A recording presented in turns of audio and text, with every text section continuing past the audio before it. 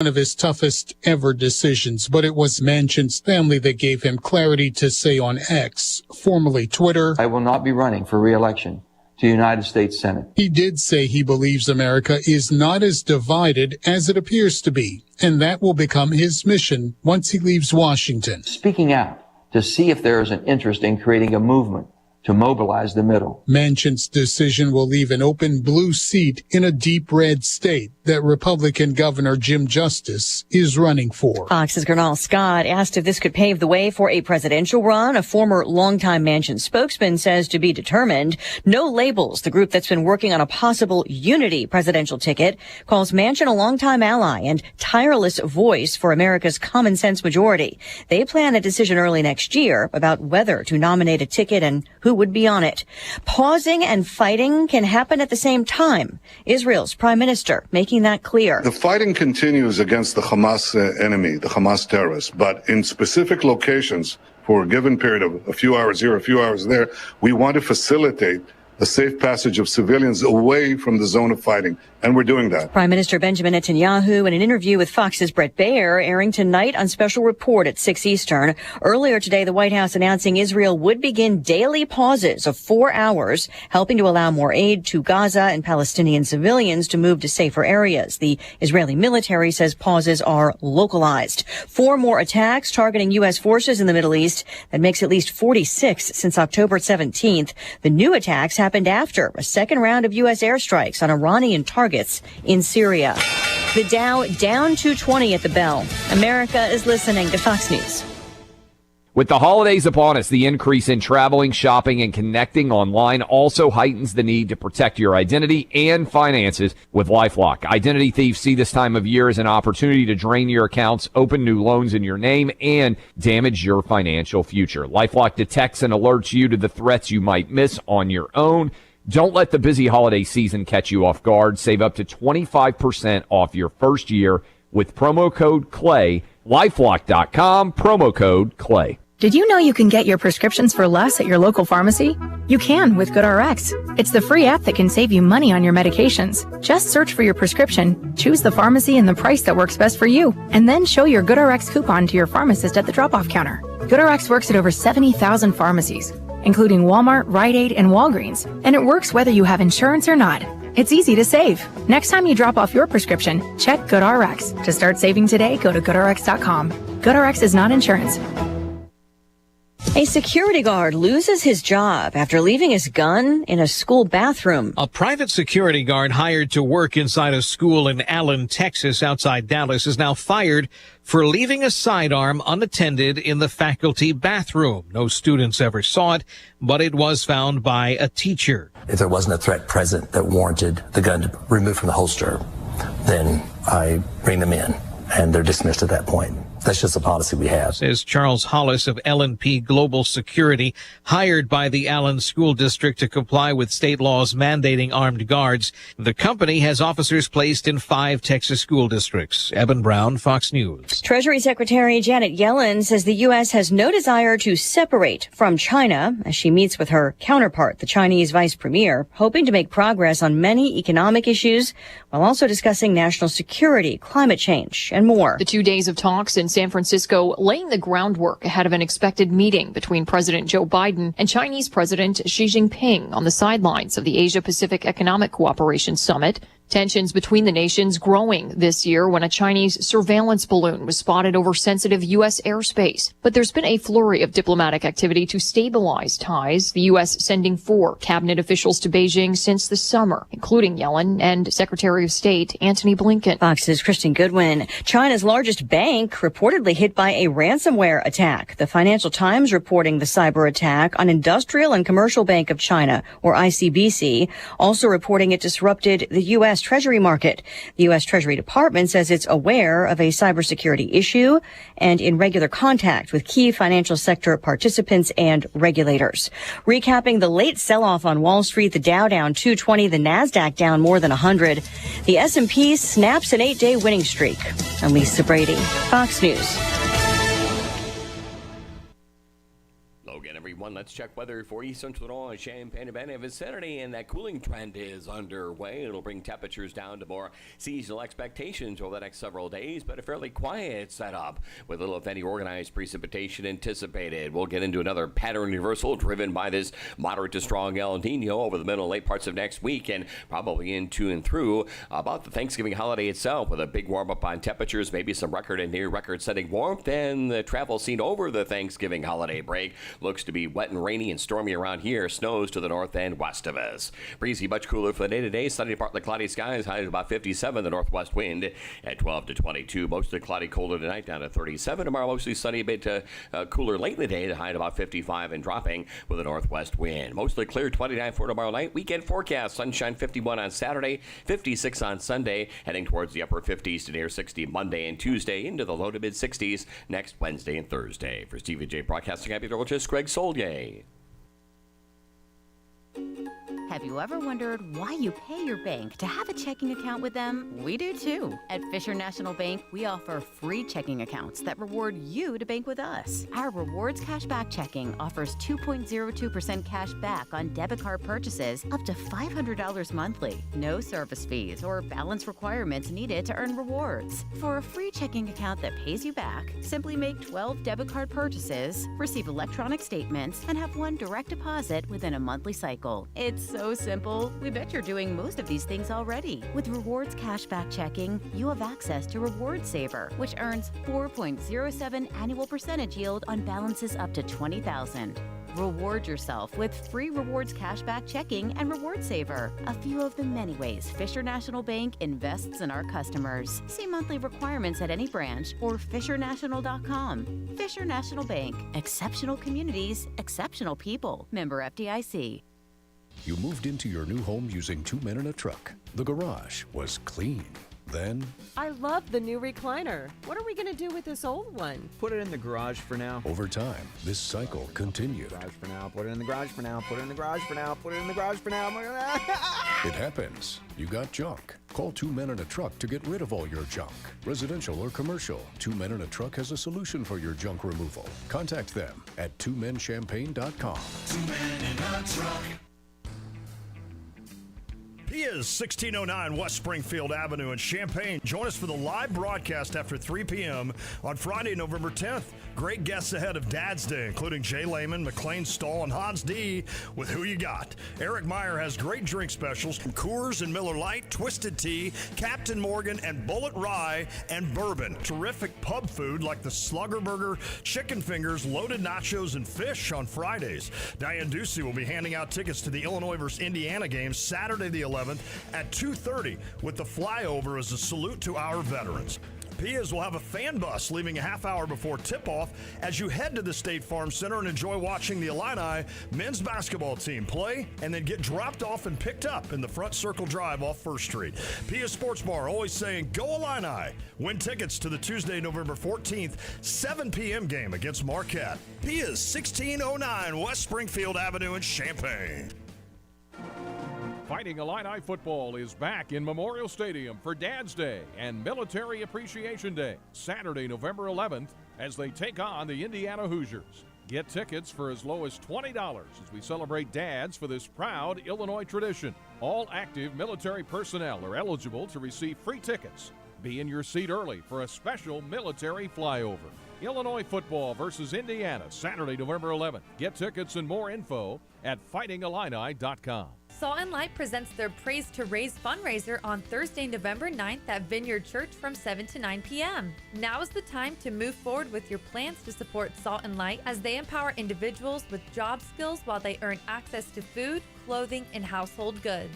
Making donations, shopping, and volunteering can make a big difference as we help transform lives and encourage each other. Get your tickets now and sponsor the Praise to Raise event with local churches and our community gathering at Vineyard Church on Thursday, November 9th. The Champaign-Urbana Elks Lodge is teaming up with the Urbana Police Department Fraternal Order of Police Lodge 70 Shop with a Cop program. This year marks the 9th year that the Elks has asked for our community to support the goal of making area school children of financially burdened families have a warm coat, hat, gloves, and boots to stay warm. Drop off a donation at the Elks Lodge behind Old Orchard Bowling during business hours, Tuesday through Sunday, 3 to 8 p.m. The CU Elks Monetary Drive will kick off on November 10th and continue through December 10th. Those wanting to make a donation may do so by mailing a check out to the CU Elks Lodge and mailing it to the Elks, 903 North Dunlap Avenue in Savoy, Illinois, 61874, or they may drop off a donation at the Elks Lodge during business hours behind Old Orchard Bowling, Tuesday through Sunday, 3 to 8 p.m. For details on the coat drive and shop with a cop with CU Elks Club, visit their Facebook page.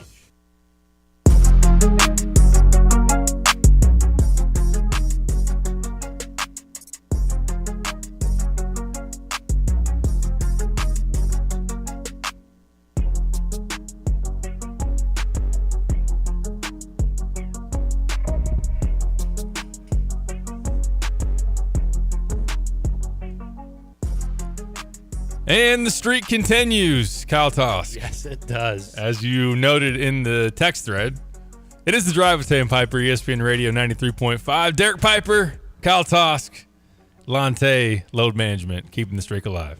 I was worried. Earlier this week, he's like, I'm thinking I'll be here all 5 days this week. Sure enough, Thursday morning, you get the text in, and he's once again taking another day off. The streak continues. It's got to be like over 2 months at this point. It's the opposite Cal Ripken streak.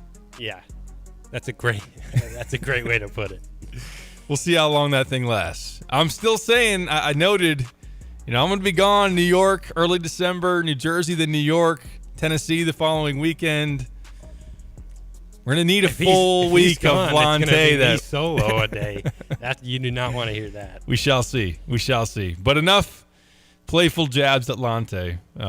We'll have him out there at Pia's tomorrow, which, by the way, come check us out. It's our final live show at Pia's of the football season. I'm not sure if we'll have anything scheduled as far as the basketball season goes, but in terms of what's on the books right now, that's our final live show out at Pia's, West Springfield Avenue. Great partner of our show. We have a lot of fun out there. If you've been out there this season, we appreciate all that have joined us. It's been a good time. We've had great crowds. And I think with the weather being colder, we'll probably be inside. I don't think so. I think you guys might be outside. Hey, that's the rumor that I've heard. Okay. That's fine. We can bundle up, make it a little bit of a... It's not supposed to be that cold tomorrow. No, it's not going to snow or anything. Like, we're tough. We're talking hard-nosed like Midwest people. Oh, okay. Then we're good. We're fine. We're good.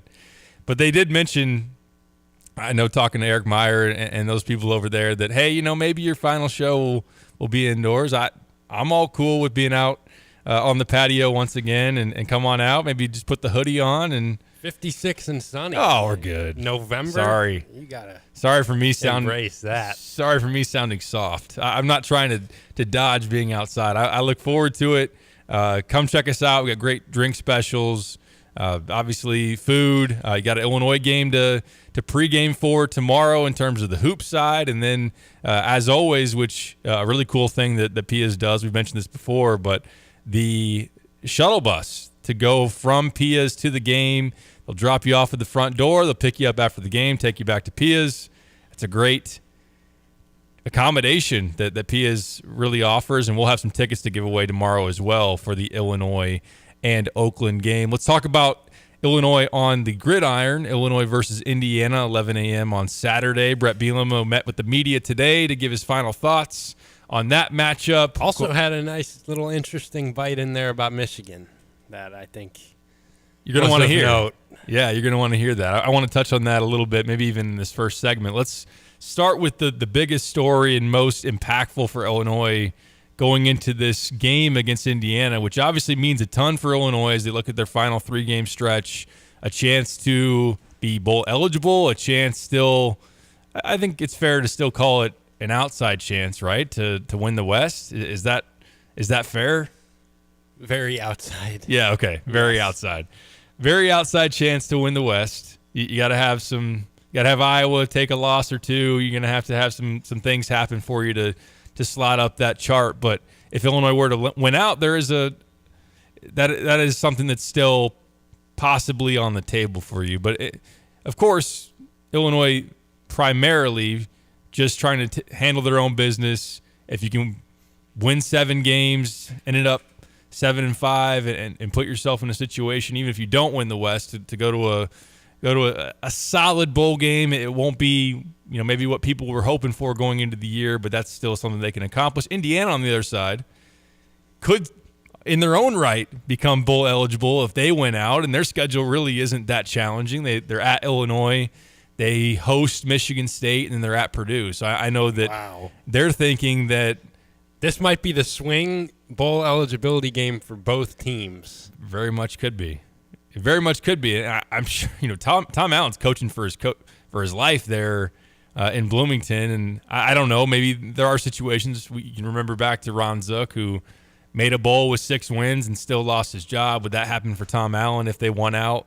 I don't know, but they're coming off a win against Wisconsin. They're playing better football. They were tied with about 3 minutes to go at Penn State the week prior. So we're going to break down that a little bit more, but let's get to it. Luke Altmaier, who we talked to on Monday, he mentioned that he got his bell rung there against Minnesota, and then John Paddock goes in, and the rest is history for that game. The story might not be over for John Paddock because as of today, Brett Bielema says that Luke Altmaier still hasn't been cleared to practice, and the fact that we're 48 hours less than that from kicking off there here at Memorial Stadium, I would say that John Paddock, as of right now, is in line to be the starting quarterback. So what do you think about that, Kyle, and how much will you miss Luke Altmaier if he's not able to go? Yeah, it's interesting because if you asked me this question last week, let's say this was going into the Minnesota game, I would not be feeling great about it, to be quite honest. It's nothing against John Paddock, but before last week, him coming in and delivering that miraculous late drive, like his first impression was in that Penn State game where he was very shaky. He's a guy that had some turnover issues in the MAC at Ball State. Like, it's a guy that they bring in for his, just to bring a veteran into that quarterback room and as insurance in case Altmaier gets hurt, but it's not somebody that I would have felt great about. Now, I feel a lot better about him having seen what he did against Minnesota because that legitimately was as impressive a drive as I've seen from a backup quarterback coming in. I mean, the 4th and 11, the poise to make that throw, step up, and then the throw on the 46-yard touchdown. I mean, that's a throw that I don't know if Luke Altmaier makes that play, to be honest with you. And so I think John Paddock, especially the caliber of opponent, like if you were telling me we were going to Iowa City to take on Iowa's defense and John Paddock was the starter, different story. I would be a lot more concerned about that. But I think this team should be fine with Paddock if he has to go against Indiana, who, again, they beat Wisconsin this last weekend. They have a lot to play for still, but it's a team that has one conference win. And up until last week when they pulled off kind of a stunner, they had looked horrendous. They had looked like the clear 14th best team out of 14 in the Big Ten. And I also think with Reggie Love getting healthy and with what Caden Fagan's been able to do, you should be able to run on them, take some pressure off Paddock. The defense has played a lot better here recently, especially when Johnny Newton has been on the field. I don't necessarily think he needs to give you a heroic follow-up that 85-yard drive with 300 yards and 2 touchdowns to win you this game. I think he can just be that veteran poised. If he can keep the mistakes to a low, I know that's been an issue for him in the past, but if he can just try not to turn the football over, I think that's all you really need from him. But at the same time, I do think that it is still a step down from Luke Altmaier and what he's done. I think we shouldn't overlook what Luke has been able to do here the last few weeks. I think he's played really well. I think Luke has really started to settle himself in and was finding a rhythm. I know he threw that pick to Tyler Nubin there against Minnesota, but it felt to me like he was really starting to gain some comfort in this offense, and I was excited to see how that progressed, especially against a softer schedule here in November. So I don't want to minimize losing him, but I do think in this game particularly, you should be able to get it done regardless of who's going out there.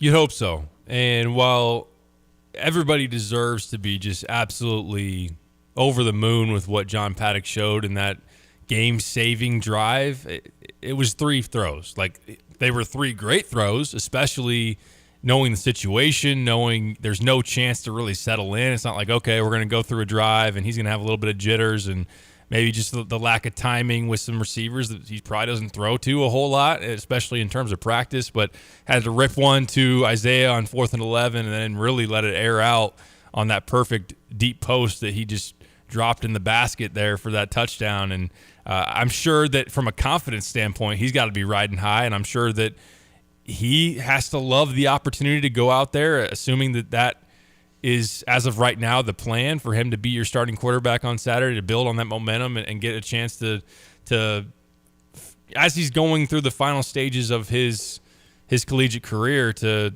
have another chance to show that he can help this team and put them in a situation where they want to be down the stretch.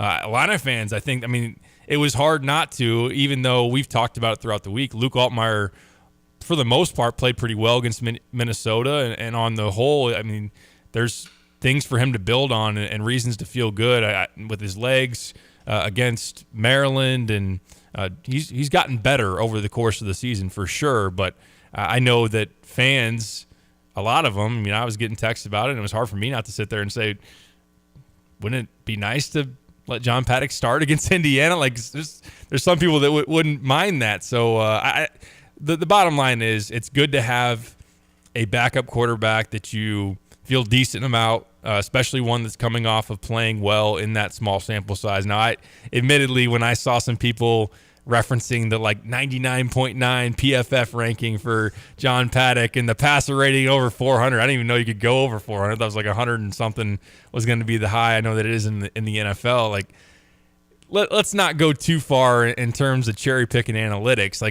Let's just call it what it is. He made 3 really, really good throws. It was a great drive, but that's talking about maybe a guy in one baseball game who goes 3 for 3 and hits 2 home runs. I'm like, man, look at his OPS. His OPS is 2,000 or whatever. All right, that's true, but to extrapolate the numbers a little bit too much can be a little misleading. But long story short, Indiana's defense isn't very good. They're 13th, I believe, in the Big Ten in scoring defense, giving up 28 a game. You mentioned in terms of your ability to run the football, they've given up the most rushing yards per game in the Big Ten, over 160 per game. They've allowed almost 4.5 yards a carry, which is the highest in the Big Ten as well. They've been better here of late. You look at the Wisconsin game. Now, it was the Wisconsin team without Braylon Allen, who had gotten hurt, and they're also missing Ches Malusi from an injury prior in the season. So Wisconsin down to their third string running back, and they run for 101 yards on 28 carries. That averages about 3.5 yards a carry. Penn State, who we know has a very good run game and a nice duo of backs and Katron Allen and Nicholas Singleton, Penn State only ran for 3.1 yards per carry in that close game in State College between Indiana and Penn State 2 weeks ago, 132 yards on the ground. So they have been better in terms of stopping the run and probably making your quarterback make throws. It's good that Paddock has shown that he can do that and will be coming in with some confidence. Again, if that is the situation that Luke Altmaier is not going to be playing in. But there's no doubt, I think as the emotion maybe subsides a little bit from the Minnesota final drive, I think the most people would want Luke Altmaier out there because the sample size is bigger. The consistency is more there as far as what he's shown, and we'll see. My gut still says, kind of like you said, that Illinois should still win this football game, but I wouldn't sleep on Indiana. I wouldn't call it a shocking upset if Indiana came in here and won. So hopefully Illinois takes care of business. Their defense stands up and continues to play well, especially when Johnny Newton's been out there on the field, and that John Paddock can do enough with the offense to make sure it's a win. Yeah, and I think to your point about Paddock and obviously being such a small sample size, I totally agree with that. At the same time, I do think that there's something about the context of the throws that he made in that game. It showed a clear ability that he can do this at the Big Ten level, which I had no idea if he could prior to that game. Because we saw him come in garbage time against Penn State, had a couple really brutal misses, did have a nice throw to Malik Elzy in that game. It's just hard to judge that garbage time situation for him. I had no idea if he had the ability to really stretch the field with this offense and make. I mean, that 46-yard throw. I mean, that's a throw that was really, really impressive, and it gives me a little more confidence that okay, this guy can handle a Big Ten football game as your starting quarterback. I'm not saying that it's necessarily going to be that way against in a full game, or if you give him that responsibility over 30 throws instead of 3, that it's going to have the same result. I just think that seeing that happen against Minnesota, like if that hadn't let's say Luke got hurt in practice this week and he finished that Minnesota game, and all of a sudden you're like, all right, John Paddock starting, I would be a lot more inclined to be like, okay, I'm concerned about this. I think Indiana might win this game because I just have no idea what to expect from a guy who threw 13 interceptions as Ball State starter last year, and we just haven't seen him do it at this level.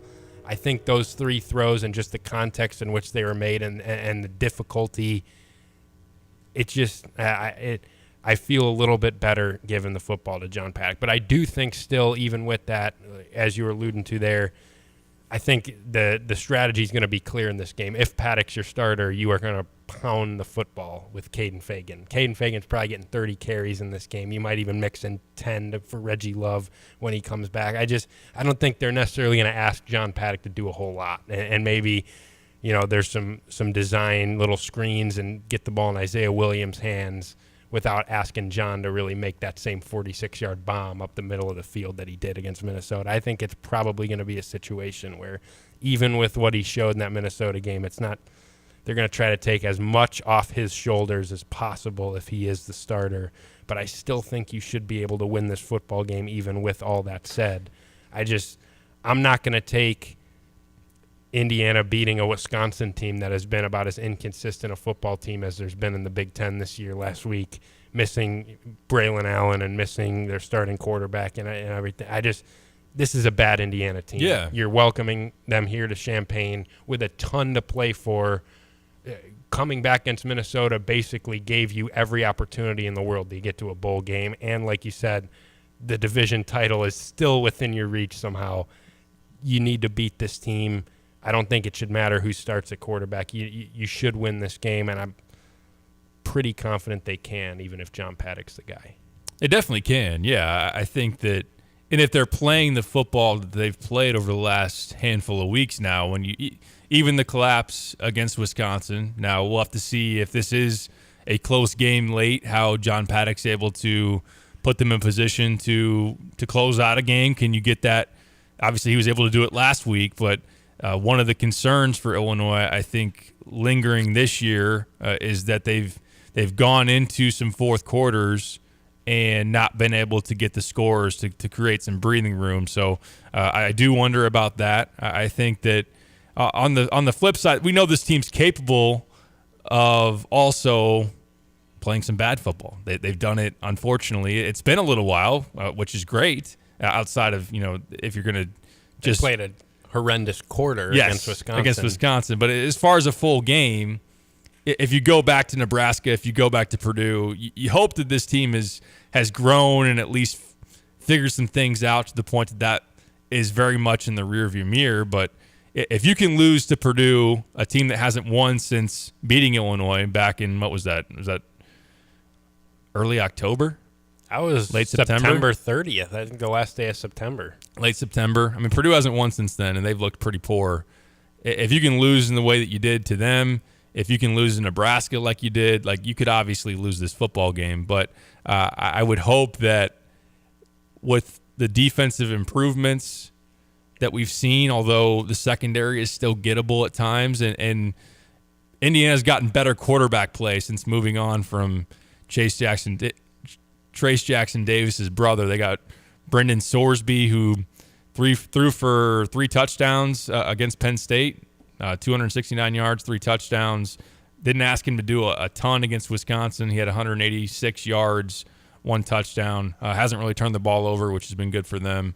But back on the Illinois quarterback side, I do think that while John Paddock's season at Ball State on paper didn't look all that amazing, I do like that you have a quarterback that had that experience, at least, to be a starter for a year. So when you could go to him late against Minnesota, I think that allowed him to be a little bit more calm than if you would have thrown out there, Donovan Leary, who hasn't gotten those reps. And in a similar circumstance, like John Paddock knows what it's like to be the starting quarterback and prepare during the week as if you are the starter and all that goes into that. So I like that he's been there before. No, he hasn't been in there in a Big Ten game, but that experience does provide me, in addition to the 3 throws which he made, which again, they were awesome. They were huge. They're the reason that we're sitting here talking about this being a big game versus you being 3-6 and having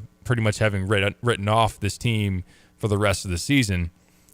Let me ask you this, because we're in the media and we get to kind of do these hypotheticals, and I'm interested in what you think on the U of I Line on the text line as well, 217-359-2255. Let's say that Luke Altmyer gets cleared, whether it be tomorrow, early Saturday morning. He has not practiced this week, but then he is cleared for the game. Would you go with Luke Altmyer, or would you go with John Paddock, who's been preparing all week as your starting quarterback? I'd go with Luke.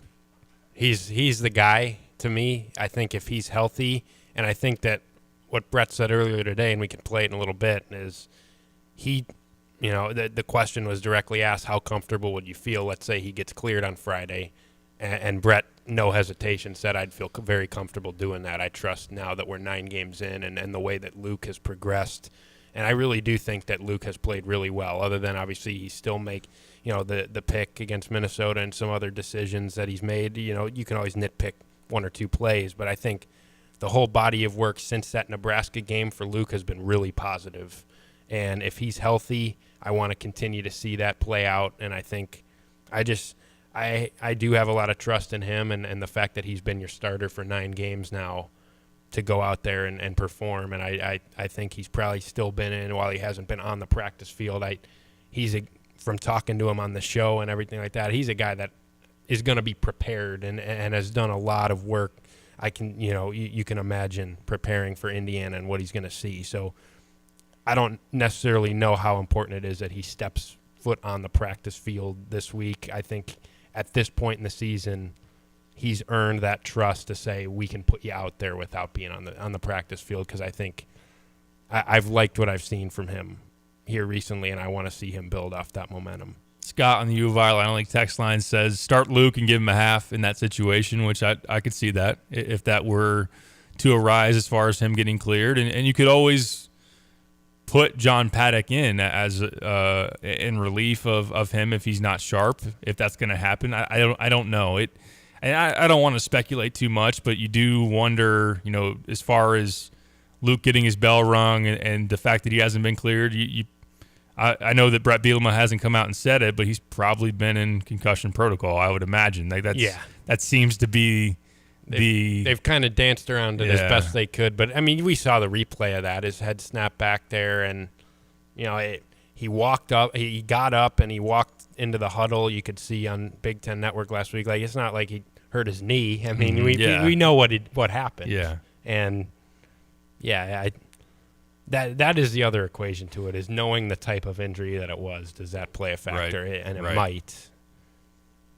Yeah, and we'll see as far as what that process is like. I don't know exactly what the protocol is or what the different steps are for him to be able to get an opportunity to get cleared, or how realistic that would be at this stage of the week. The fact that he hasn't, of course, I don't think anybody's going to know all the details outside of that Smith Center right now in terms of where he's at with the medical team and what he's been able to show them. Obviously, he hasn't shown enough to be able to get out there on the practice field, and that is an injury that you want to be very careful with. So I think that's going to be interesting to monitor. But as of right now, it does seem that if we were to call it today, John Paddock more likely than not going to be the starter against the Hoosiers on Saturday. If there's new news, I don't know that we probably will hear anything. I think probably the next evaluation point or telltale sign will be warm-ups against Indiana on Saturday morning. They got to now, which is great, they released the availability report like 2 hours before, although I was expecting that would be kind of like the NFL, where it's like active, inactive. But now, like half the time this year, they release the availability report, and it's like Keith Randolph questionable. So they give you no update. It's just, well, he's questionable. So I don't know. That's probably what will happen. You probably won't know until 11 a.m. and the offense walks onto the field on Saturday. I know in the NFL, isn't it an hour before they got to give the official hour and a half, 90 minutes actives before and kickoff, inactives? they give actives and inactives. And I was excited when they said, and they're doing it in basketball too, in the Big Ten, where they're making teams release their availability report, quote unquote availability report, because is it really when you list a guy as questionable 2 hours before the game? Yeah, it doesn't help anybody. Doesn't help anybody. I mean, whatever. That's just a small complaint I have.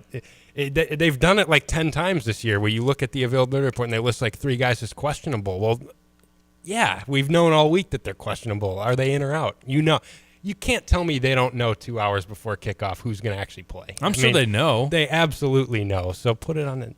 That's the whole point of the Big Ten, trying to make you give the availability report. Indiana's not going to beat you because you say that Luke Altmaier's going to play 2 hours before kickoff.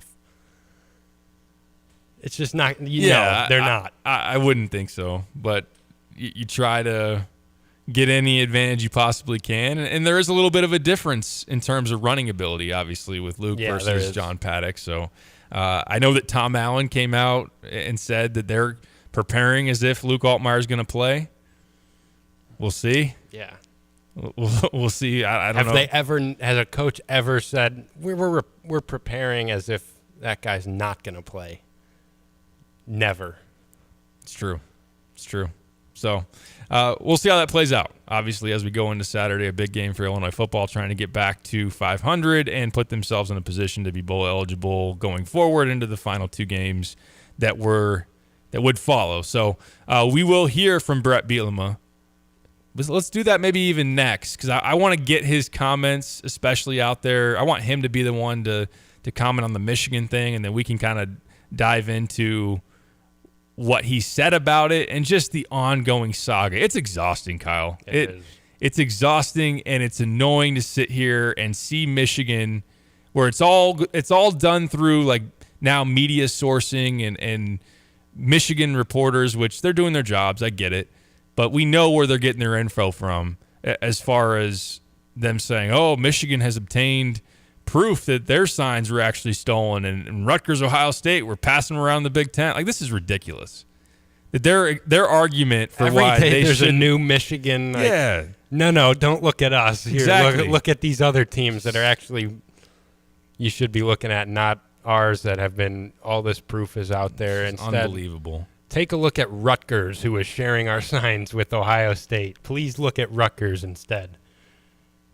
And now, I mean, just the idea that they're like, there have been 2 separate point the finger at Ohio States, which I appreciate some of the rivalry aspect of that, but I mean, come on. When you're like, okay, yeah, we cheated, but Ohio State has Ryan Day's brother private investigating this thing, and oh, by the way, they also had our signs, and they were sharing them with people. Like, just own what you did. I know they're trying to weasel their way out of this, like every other team that gets under investigation, and hopes that the NCAA cowers, and which they probably will, and the Big Ten doesn't get in their way of a fast track to having an opportunity to go to the playoff for a 3rd straight year. They still got it. Michigan hasn't played a meaningful football game all season. That's the other interesting part of it, is that they're about to play Penn State. They're about to play Ohio State in a few weeks, and then we'll actually figure this thing out. But have they looked dominant? Yes. Are they a really good team? Yes. But anyways, we'll talk more about that. Did you see, by the way, the Ryan Walters, Jim Harbaugh little handshake exchange after the – I can't wait to see the Ryan Day, Jim Harbaugh exchange. Before and after that Michigan-Ohio State game. Jim Harbaugh's not suspended by then. Yeah, well, that's not going to happen. We all know that. Haven't we heard for the last 2 weeks, well, I think the punishment's coming soon? No, it's coming after the season, after Michigan. Well, we'll wait until, Michigan brings the Big Ten in more millions of dollars and goes to the college football playoff and represents the Big Ten, and then we'll worry about the punishment. Is it dumb for me? And we're doing a Pipes and Lante opening segment. We're going until 3:40. But is it dumb for me to, as a Bears fan, be so just rubbed the wrong way by this thing with Michigan that that I'm affecting how I think about Jim Harbaugh being the Bears head coach? No, it's not, because don't you ultimately want to really like your head coach and the guy that you're hiring? And it's just really hard to have a whole lot of respect and admiration for Jim Harbaugh right about now. Yeah. And don't get me wrong. Yeah, if it took cheating and bending the rules for the Bears to win, I'd be all for it. Do anything. Yeah, I mean, at the end of the day, if you think that the guy you're hiring is going to win you football games, who cares? I mean, you're not going to care. But at the end, I get it. If my team was hiring Jim Harbaugh right now, I'd be like, well, I don't really like Jim Harbaugh, so I don't know how to feel about this. Yeah. Let me know on the text line. We got a lot of Bears fans out there. I'm sure a lot of Bears fans not excited about Amazon Prime, Bears, Panthers tonight. No Justin Fields. Well, wait, he's doubtful. No, actually, he's out. Our coach. I almost want to buffoon. I almost want to play that. That was one of the worst things I've ever heard. Buffoon, man. This is just ridiculous. I wasn't sure if he actually knew the English language for a couple of his answers. The fact that you can put him in a press conference wall of shame with Tim Beckman and have it be legit is it's saying a lot.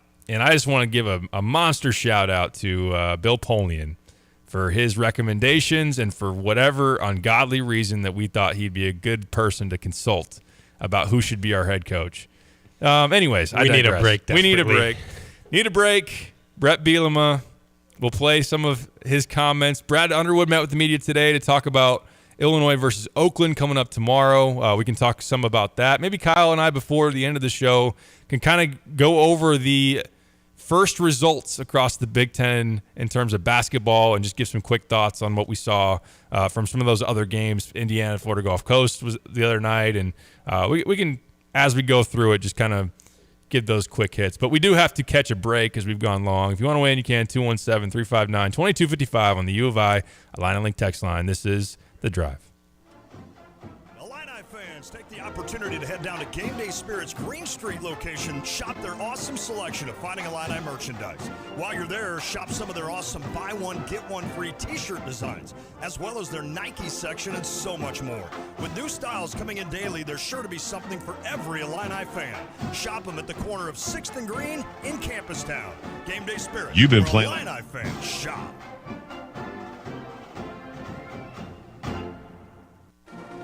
Fighting Illini football is back in Memorial Stadium for Dad's Day and Military Appreciation Day, Saturday, November 11th, as they take on the Indiana Hoosiers. Get tickets for as low as $20 as we celebrate dads for this proud Illinois tradition. All active military personnel are eligible to receive free tickets. Be in your seat early for a special military flyover. Illinois football versus Indiana, Saturday, November 11th. Get tickets and more info at fightingillini.com.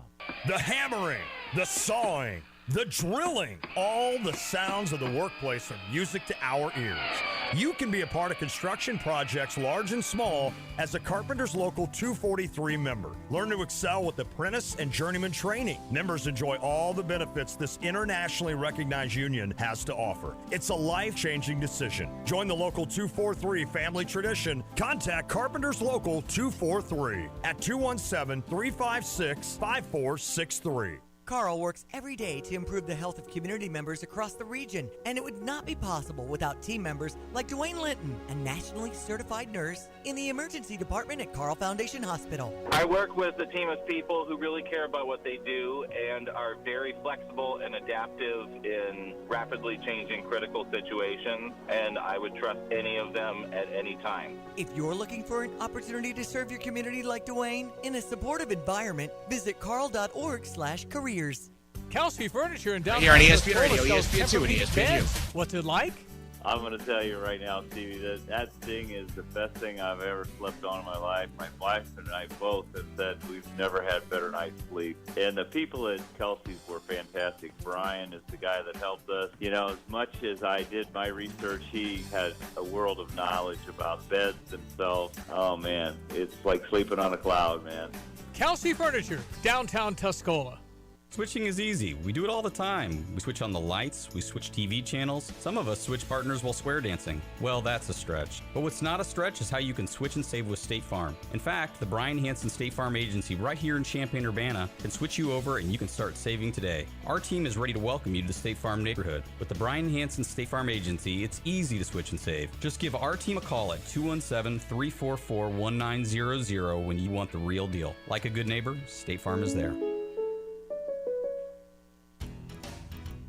So when was the last time you saw a best deal guarantee? You mean a promise that actually held up? Right. That some unknown online entity didn't want you to log in and download a code and then re-verify as you join some club? Drives you nuts, I know. And then once you purchase that set of steak knives... Well, Dick Van Dyke Appliance World is a lot simpler. You find a verified great deal and they beat it. Just show them the deal you saw. A newspaper clipping or the online cart price will do, and then you're good. At Dick Van Dyke Appliance World, it's one of those instances where you see a best deal guarantee and... you get the best deal. This is Dennis Rieken, chairman of Dick Van Dyke Appliance World. Our exclusive 10-year protection plan comes free with most appliance purchases. Whether it's a GE, Whirlpool, Frigidaire, Bosch, or any of our 30 brands, I guarantee we will beat any competitor's deal. Wow! Dick Van Dyke Appliance World. When you buy from us, you get the whole store. From computer systems to brakes and tires too, at PDR, fixing cars is what they do. Remember, when you turn the key and the car won't run, call 367-9481 or use their dedicated text-only line at 383-0619. Additional information including repair quotes and online scheduling requests available from the website at pdrauto.com. Remember, they are what's best for your truck or car. They are PDR. Saturday, November 18th for one night only at the Virginia Theater. Come out to the red carpet world movie premiere of the family-friendly comedy Irresponsible, starring Keith Campton. Parts of the movie filmed right here in our town and features dozens of local actors. Come and meet all the stars of the movie and ask questions, get pictures, and free autographs. Doors open at 6 p.m., showtime at 7. Virginia Theater, November 18th. For more information, go to thevirginia.org, thevirginia.org. Illini fans, taste what's special about Jets Pizza by ordering any of their specialty pizzas for $5 off. That's right, save $5 on all specialty pizzas like the barbecue chicken pizza, chicken grilled to perfection, premium mozzarella cheese, bacon, red onion, and BBQ sauce. All piled onto Jets' amazing crust made from dough they make fresh every day. There's also their super special all-meaty chicken bacon ranch and more, all $5 off. Make your day special and order a Jets specialty pizza for $5 off. Thursday game week, beautiful day out there. I hope we'll get a great crowd on Saturday. Obviously, 11 o'clock kickoff, and on Memorial Day, on Veterans Day, 11th day of the 11th month at the 11th hour to kick off. I think that's kind of a cool little thing in Memorial Stadium. We'll do some things to honor that that'll get released over here the next 24, 48 hours as far as our team. From a health standpoint, Reggie went all this week, and I know a week ago at this time I said the same thing, but I'm fully confident he's going to play. Everything was really good on the day after. Him and Keith both, when you have an ankle issue, right, like when you practice, sometimes it goes well while you practice. The next night can lead to a little different action, and both those guys were really strong here today after having a full week of practice. So excited for those guys. I think that group in particular, the D-line and the running backs, been through a lot of ups and downs. The D-line, especially with the suspension of Johnny last week, that a lot of new faces popped up, Bryce Barnes in particular, and then the running back room. What those guys have done has just been awesome. I give a lot of credit to the coaches and the players there. From a perspective of the game against Indiana, like last year, this is a game that we played them early in the season. Now to play them at the back end when they've got not 9 games behind them as well. They're a 3-6 team, looking for every opportunity to get on the board. Played a scrappy game last week against Wisconsin, so.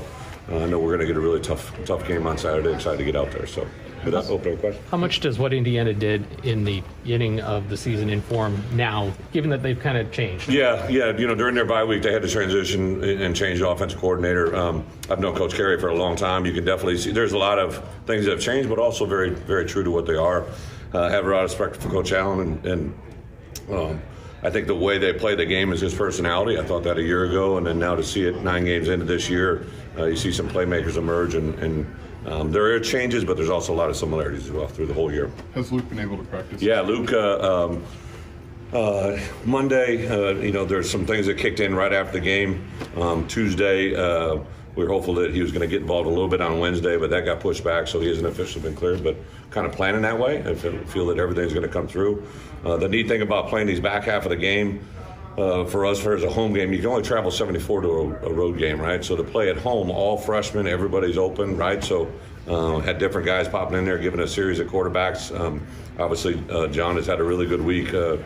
He's had really good fall camp to where we are today, even though you guys just saw him for the most part in the live situation. I think the way our guys responded because of the way he's kind of played all fall. So does Luke need practice? If he got cleared, say, on Friday, would you be comfortable? I would. I think 9 games into it, I think just because of who he is and what he's able to accomplish. But the quarterback position's unique, right? We've even dabbled with Cal Swanson, who brings a different skill set, right, than everybody else. He's got nothing to lose. We pop him out there as a redshirt as a freshman because he's got a different skill set, really, than those other guys, right? So at the quarterback position, between Cal, John, obviously Donovan, and Luke, if he gets in there, right, those are kind of all different quarterbacks to prepare for. How does it change with Reggie if he's back in that running back rotation? Well, I think Caden would be the guy, and I think Reggie just coming back from where he is. He's been gone, 6 weeks now, 5 weeks.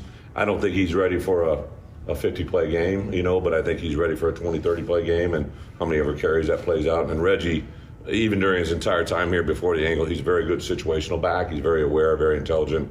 He's played a lot of football. He's always just kind of come in and made a play happen. So I think him and Caden would take the bulk load of what it is, and we'll kind of figure the rest of it out. You haven't maybe had that combo really Correct. This season. What was that? What do you like maybe about the two of those playing off each other? Yeah, it was kind of the way the game started at the beginning of the year with Reggie and Josh, right? And then you lost Josh out of there, and then obviously lost Reggie at the time. To have Caden playing the way he is now as a pretty secured early down back. There's some things he's got to continue to go, but Reggie with the experience he has, I think it gives you a little bit more of a complete tandem. Really, in my entire career, it's never been really. Chase last year was kind of a featured back, I would say, compared to those other two.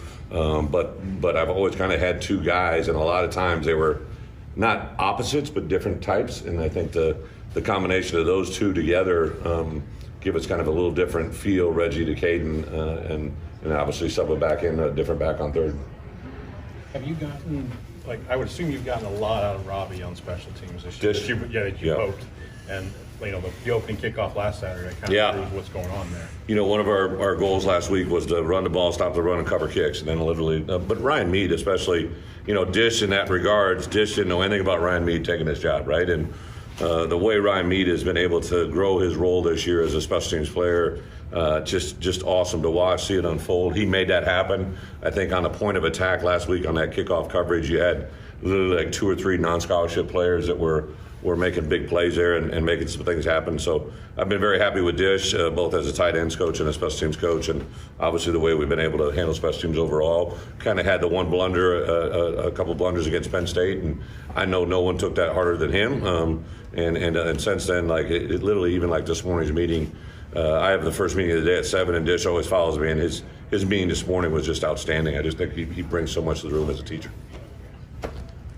It seems like Seth Coleman, the light kind of switched on for him the last few weeks. Yeah. What's been different for him? Seth is big, long, athletic, intelligent, twitchy. I really thought coming in this year he'd be, somebody that really, did kind of what he's done here the last couple games. Hopefully it's a sign of more to come. I think he's, last year it was the first year really on the immersion onto the scene, and then he had the one game he missed a game and a half with a concussion, but kind of came on strong. This fall he's kind of had a couple nothing that's kept him out of the game, but he's had a couple of injuries I think that affected him during the course of the week and on game day, and finally getting those things healed up. So I'd really love for him to continue the growth here the last 3 games, see where it goes. Brett, I know you said you're just focused on Indiana, but when we talked to your veterans after the game on Saturday, they talked about how November is the time you want you guys to play your best, and last year it didn't so much happen, and there was talk about usually in November we play our best football. Have you seen that kind of flip, or that as the calendar flipped? I always think of perspectives, right? Before I got here, I think anybody that played against me, especially in this league, I'd always had a strong finish in November, and It's something I've really applied on. And then our first year being here, we finished up 5-7, but I think anybody at the end of the year would not have wanted to play us, right? And then last year, we came out of that bye week, beat Nebraska, get to 7-1, and then we had 2 hiccups against Michigan State and Purdue, which were tough. Go to Michigan and play our tail off. It's a one-play game, which now everything makes everything interesting, right? And then to play the way we did against Northwestern. And I think the bowl game, in that moment, right, like to lose the guys that we lost because they weren't playing, we did play well, but obviously the numbers didn't reflect it. So there's been a huge influence. And then like this year, just to be full transparency, with 4 games left, I gave them a November calendar with every day of the week, whether it's going to be prep or an off day on Monday where they got overtime, game days on Saturday, and I hope they're just marking off that calendar day by day because that's what we're doing as coaches. You brought up the Michigan thing, so I'll ask about it. Indirectly brought it up. I know, but you brought it up. Have you looked back at that game and thought, well, that was kind of hinky or that was kind of weird? They happen to know exactly what we're doing. Yeah, I appreciate the question. Obviously, we don't play them this year, so right. I haven't really. You just get so consumed where you're at. But listen, when the point in time comes where I can say something, I'll have a lot to say. I went in this conference, I played in this conference, I coached in this conference at 2 different schools. Sure. I remember being in this league as a head coach at another place where I literally got a call from a coach the day after we played them. They called our people during the course of the game. It was Fitz at Northwestern. We're in a home contest there, and he called me and said, yesterday we had a chance that your signals were coming over our headsets. Oh, wow. He told his people to put them down, change the channel, and competed in the game, right? And okay. I thought the highest moment of integrity, here's a moment, right? And what's being discussed said, I don't really know anything more than what I know. It's kind of, I said this a couple weeks ago, these stories are always so much better when you're not in it because we don't obviously play them. But, in 1992, when I became a GA, I remember my mission in 1992 was to find out when they signaled personnel to go on the field. Okay. So that's how I started as a young assistant GA.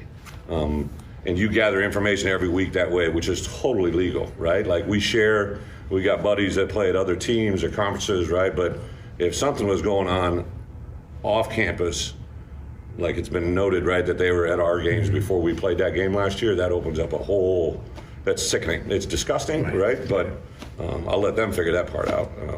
And I think as coaches, we just got to hold the integrity of the league. Just everybody's got to feel that everybody's playing by the same rules and kind of go forward from there. So don't got much more than that. I really just kind of focused on Indiana, but it's oblivious that everybody's going to be talking about I'll keep asking. So. Yeah, I got you. Can I ask about Kate? Like there was a metric he got to like 20 miles an hour on that run. Deceptively fast, I think. Like what kind of speed does I appreciate the question, but really when we watched him play first, right, when I watched his film, I do this thing that you count their strides every 5 yards, right? And there was a film where he was, and I kind of calculated what I thought his 40 would just by watching film over the last, 15, 20 years. And then we got a chance to be around him live in the games. His senior year in film, there was a couple times where he was able to get out in front and break stride. And once we got him here, he was kind of not healthy in the spring.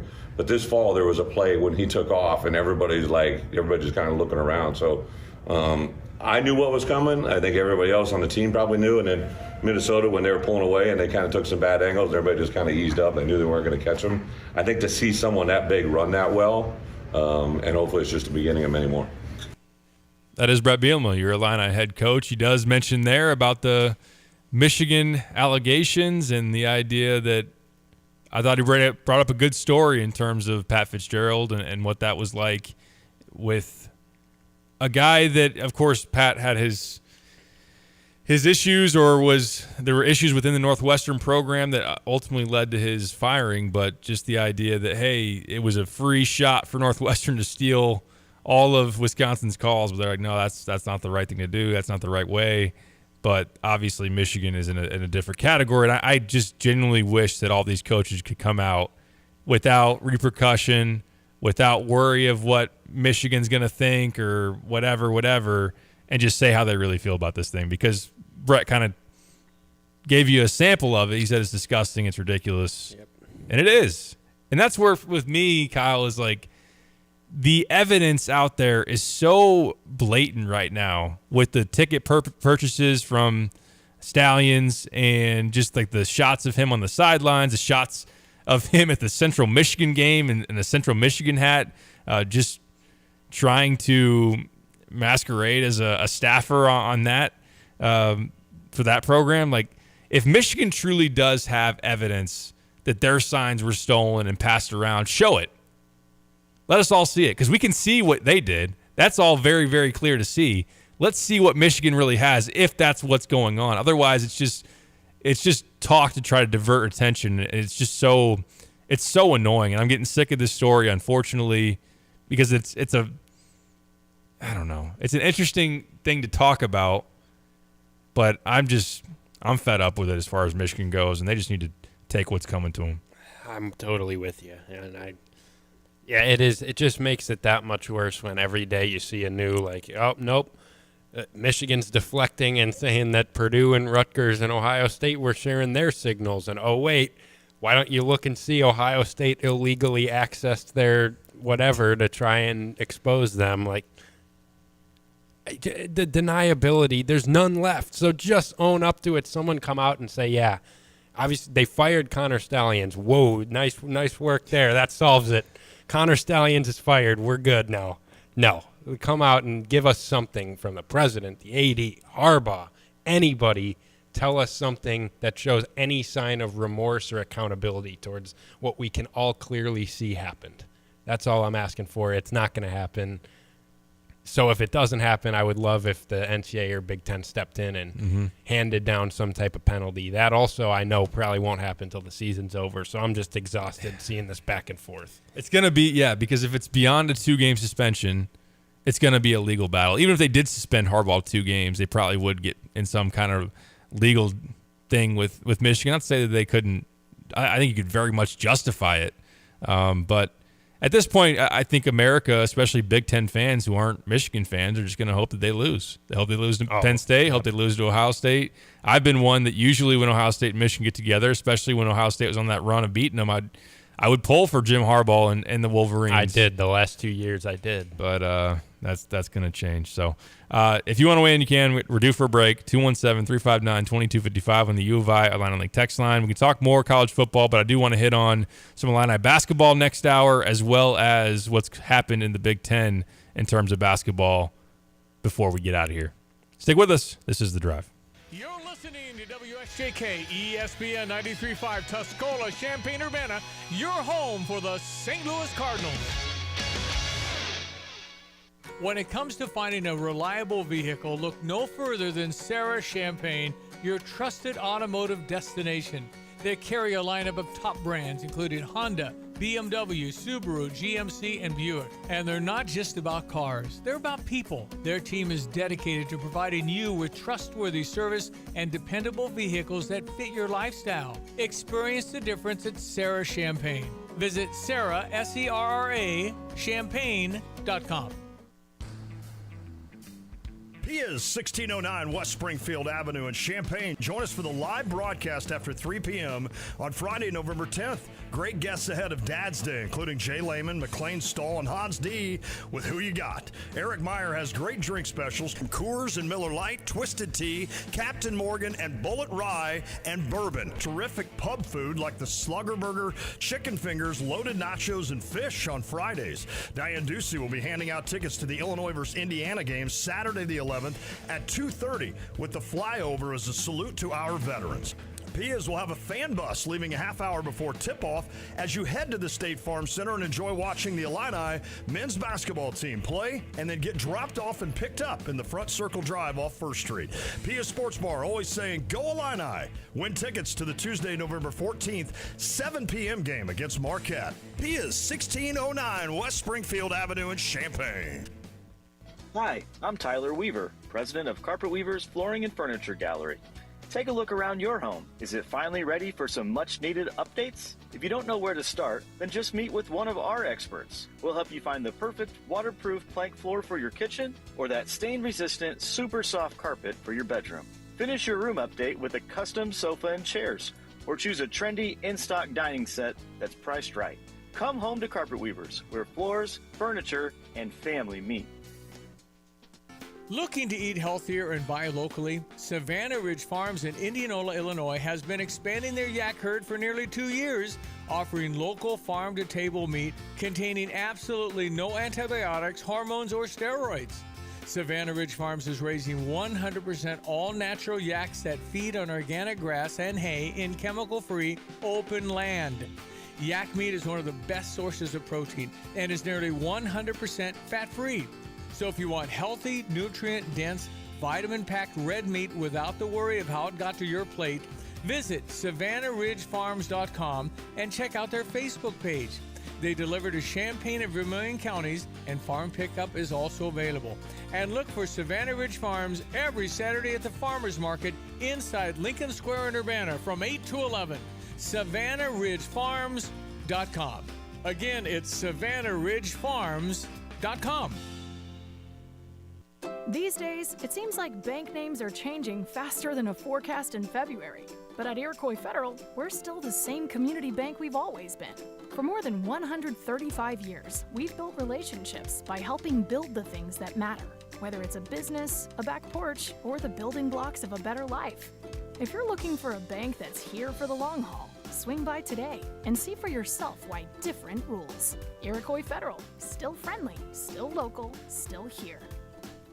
Hello again, everyone. Let's check weather for East Central Illinois. Champaign and Van Saturday. Pretty quiet setup here the next 7 to 10 days. Little if any organized precipitation anticipated. Temperatures returning to more seasonal levels over the next few days. Big warm-up gets going middle to late parts of next week. Should take us to and through at least the start of Thanksgiving. And by Thanksgiving, probably a better propensity for some rainfall across the area with snow zone none too far to the north and west of us. Immediate transition back to some colder weather, winding our way through the remainder of the month of November. Breezy, much cooler for the day today. Sunshine to a few scattered clouds this afternoon. 57 for the high with a northwest wind 12 to 22, a bit gusty. Colder tonight, mostly cloudy, down to 37. Northwest wind diminishes tomorrow, mostly sunny and turning a bit cooler late in the day. Should make about 55. Temperatures may slide a bit later in the day with a northwest wind. Saturday and Sunday, highs to about 51. Saturday, 56 on Sunday. Upper 50s for Monday and Tuesday. Highs back into the 60s next Wednesday and Thursday. For Stevie J Broadcasting, I'm Dolchus, Greg Solier.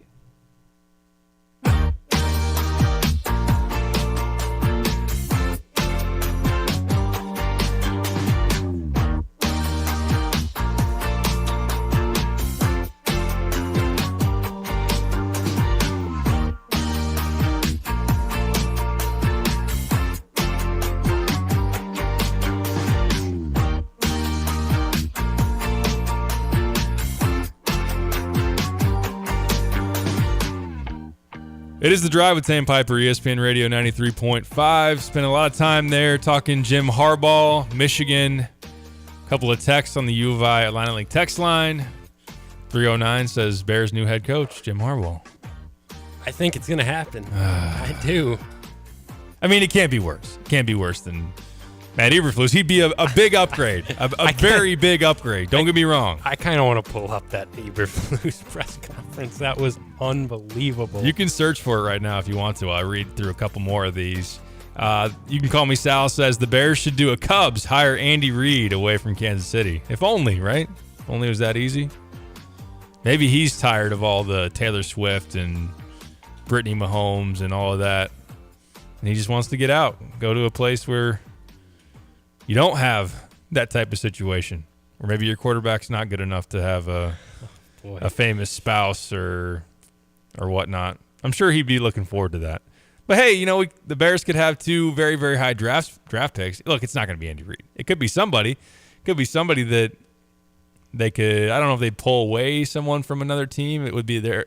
Would there be another? Probably be candidate? an offensive coordinator. I don't know if you're pulling away a head coach to coach the Chicago Bears right now. I hate to tell you. Here comes Bill Belichick to Chicago. Oh my! No. Yeah, no, I wouldn't want that. No, I was going to say 5 to even 10 years ago for sure. Even 5 years ago, you would have been like, you would have thrown a party here if Bill Belichick was coaching the Chicago Bears. Now, no.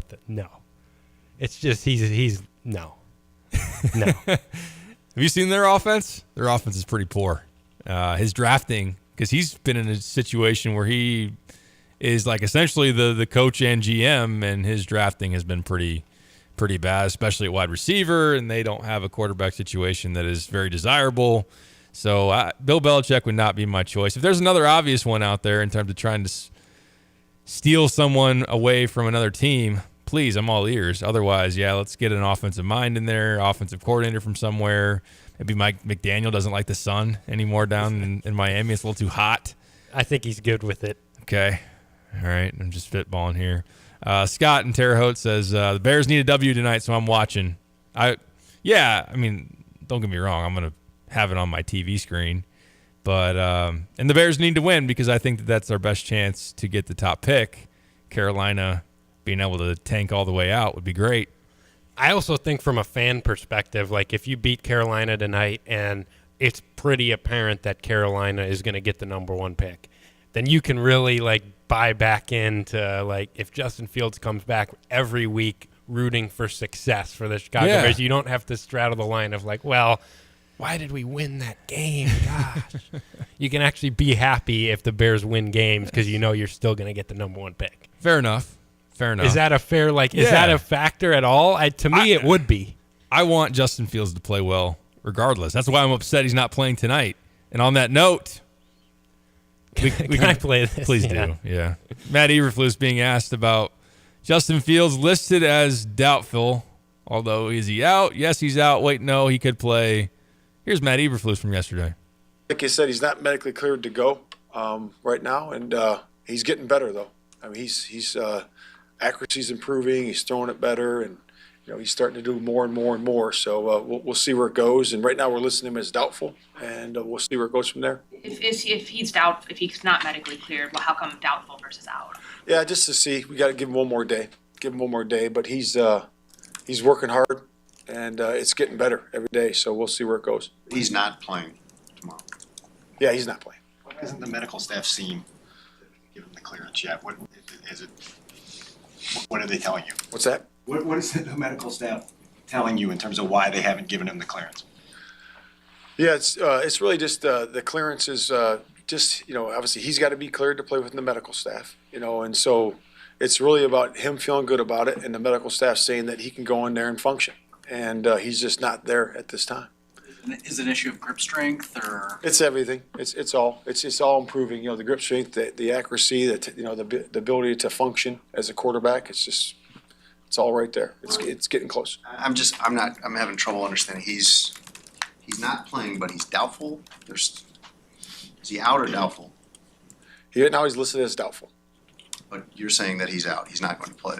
We'll see where it goes. The chances are doubtful, 51% that he's in or out, and it's going to be. We'll see where it is. We got a little time left, but again, we'll declare him out when he's out. Right now, we're still listing him as doubtful. But will he go through anything?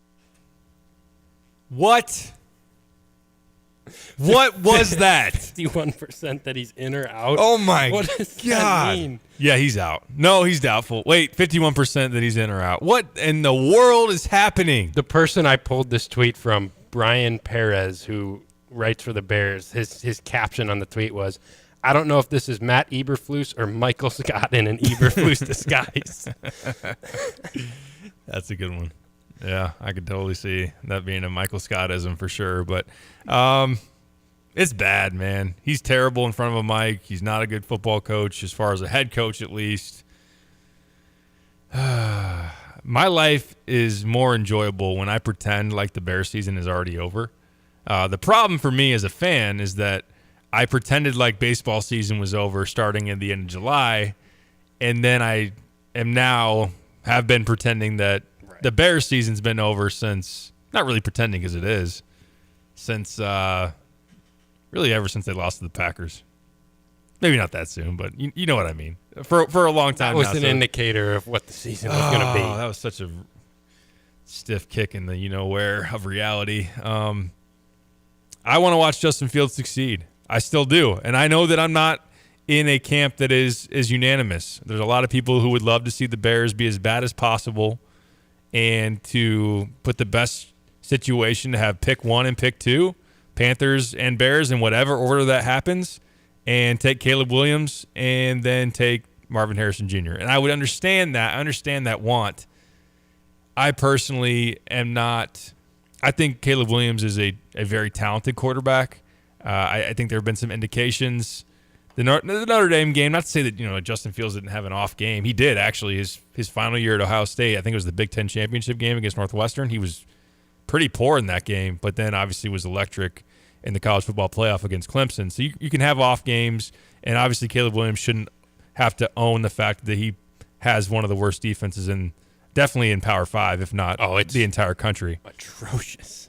I think Lon was brought up yesterday how there was one bowl projection that had Illinois and USC playing in a bowl game. Now, obviously, Caleb wouldn't play in that game, but Illinois' offense might put up their most points in the last 5 years if they played USC's defense. Right? Awful. Isn't it sad, though? Like, because I saw Lon's tweet, and then somebody responded accurately that, hey, Lon, actually, Caleb wouldn't play, Johnny Newton wouldn't play. And we've done this before. It's not a new thought by any means. It's just unfortunate that any bowl projection outside of the college football playoff, you'd be like, well, this guy wouldn't play. This guy wouldn't play. This guy probably wouldn't play. This guy maybe wouldn't play. And these are just like glorified exhibition games that don't mean a whole lot. So that part just bums me out, because it would be fun for an Illinois fan to say, you know what, this season hasn't been what I expected. They can go on a little bit of a run here, and while the Big Ten West probably isn't likely, what if we did end up in that spot playing USC? Wouldn't it be awesome if we just got to see what Illinois' defense looked like against Caleb Williams, and then just enjoyed a game of football that had everybody at full strength? Instead, it's like, oh, yeah, he wouldn't be there. No, he wouldn't be there. That just kind of bums me out. Yeah, it does. And I don't know what necessarily you could do to fix that, because at the end of the day, you just can't blame these players for sitting out of the bowl. I know I get it. There's a lot of people that jump to it like, well, you got to stick it out with your team through the 13. I get that sentiment, but these guys have millions of dollars waiting for them in the NFL. And with as physical of a game as football is and everything, like, I get it. Like, what is there really to gain for these guys playing in a bowl game? Like, you're not playing for a championship. You're not playing. Me personally, I completely understand the fact that these players sit out these games. It doesn't mean I have to like it. Right. Yeah. But I understand it, and I don't necessarily know what the solution is, because that's the bowl structure is. I mean, you're going to expand the college football playoff, so there's at least going to be a few more games that matter. But like for Illinois' sake, let's be real with ourselves. Illinois is probably not making the college football playoff, at least in the near future. So as long as the goal continues to be 7-8 wins and bowl games, and you're not going to see maybe some of your best players play every year. That's just the reality. I know we've talked about it in the past of what could be done to fix this, and I just don't have an answer to that. I just know that as I used to look at it as a fan, that a bowl win mattered in terms of like, but like, I know it doesn't anymore, right? Especially, and let's be honest, like if you won the Duke's Mayo Bowl and you had a recruit in on your campus and you show them the jar of Mayo trophy, whatever the heck they give to the winner of that game to take home with them and show that they won the game, it's probably not wowing anybody. It's nothing that people want to hang their hat on and say, hey, remember when we won the Duke's Mayo Bowl? Wasn't that a great statement win for our program and whatnot? But I used to feel like, winning the Outback Bowl, if Illinois was ever in one, I mean, they technically were in it last year, but that mattered. That mattered in terms of growth of a program, statement in recruiting, whatever it might be.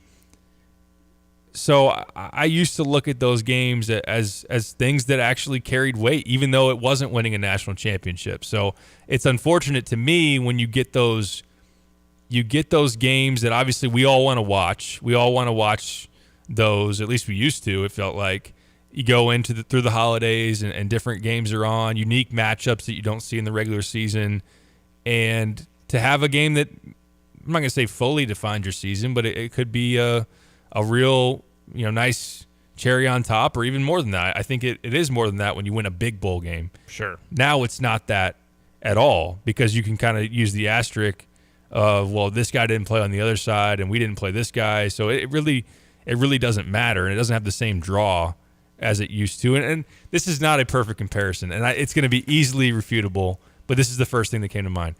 What if, say, a top NBA prospect was on a middling bubble team that just makes the tournament.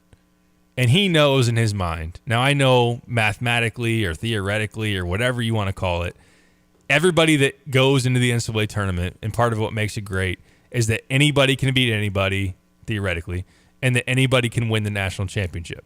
Now, we know that there are a lot of teams that might win a game, maybe, or there are a lot of, mid-major teams that most likely are, they're going to face the 2 seed and get thumped in a lot of situations. Now, yeah, some of the, Purdue losing, whatever, have kind of maybe even reshaped our thoughts on what a 16 seed could do. What I'm getting to is, what if a high-level NBA prospect went into the NCAA tournament and said, my team's not going to win the championship, I'm not going to play in the NCAA tournament? How would we feel about that? A lot differently, but I think it would be one. I see where you're going with that, but I think there is something to, especially like when you're talking high-level NBA prospect, those aren't coming from 16 seeds. Like you're talking about on an 11 seed who's in the play-in round, on the first 4 in Dayton, on that type of team.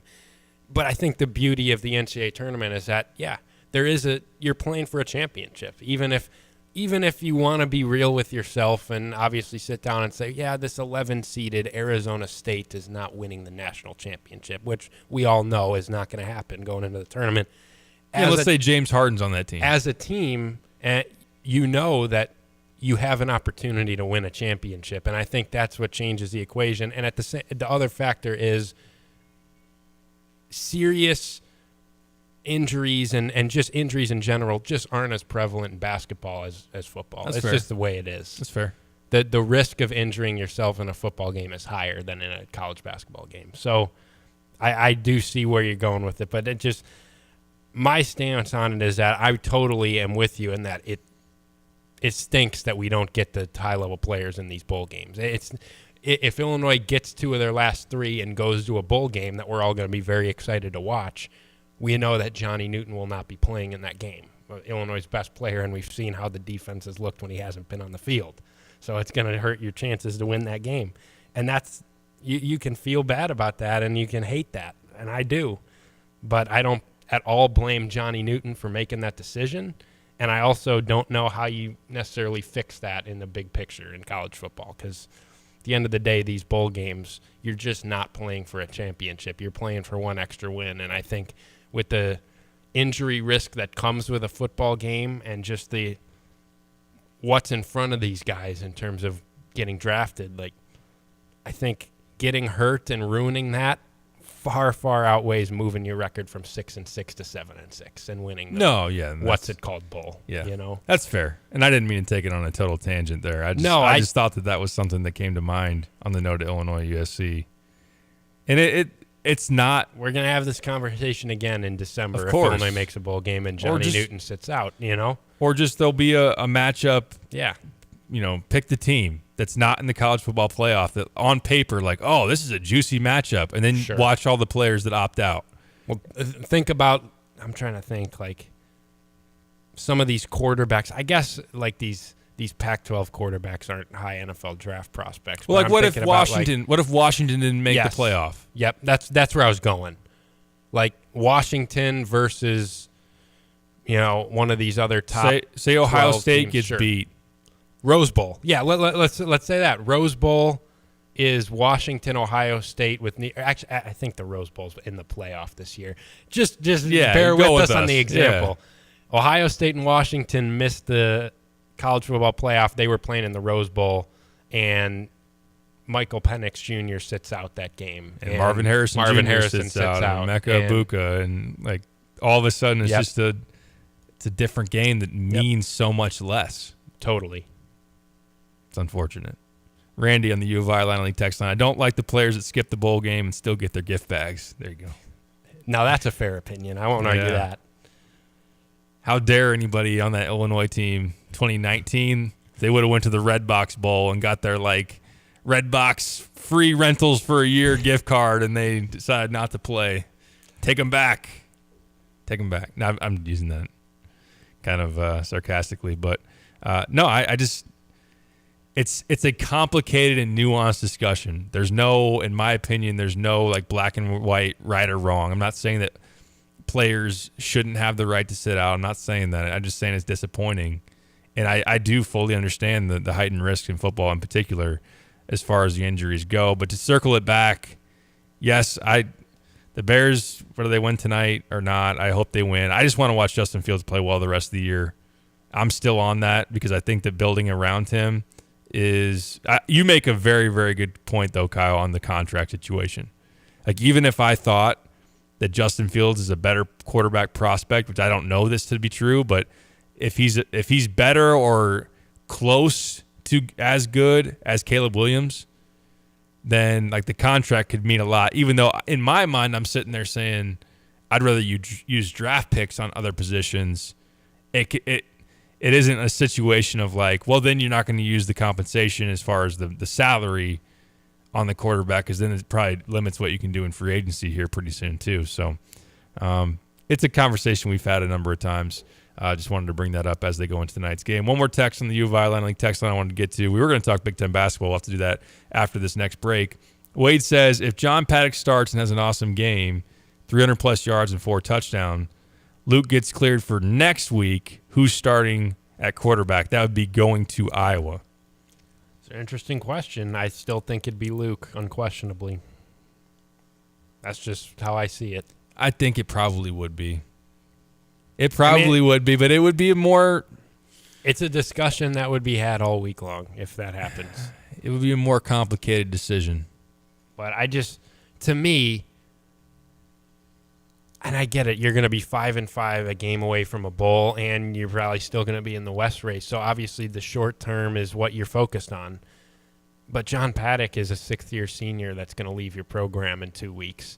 Luke Altmaier is your future at quarterback, and he has actually shown progress throughout the season. It would be really hard for me to imagine that they would start Paddock in that situation. But I get it that you're focused on who gives me the best chance to win against Iowa. Not you're not focused on that. But that is in my mind as well. Like, Luke gets hurt to no fault of his own, plays pretty well leading up to that injury. He's the guy that you're trying to build your program around the next 2 years. Are you really going to go with the 6th-year senior that is giving you one? I don't know. And I don't think we'll have to worry about that. But no, yeah, and I think I think it's Luke's job as soon as he's healthy. That's fair framing of it for sure.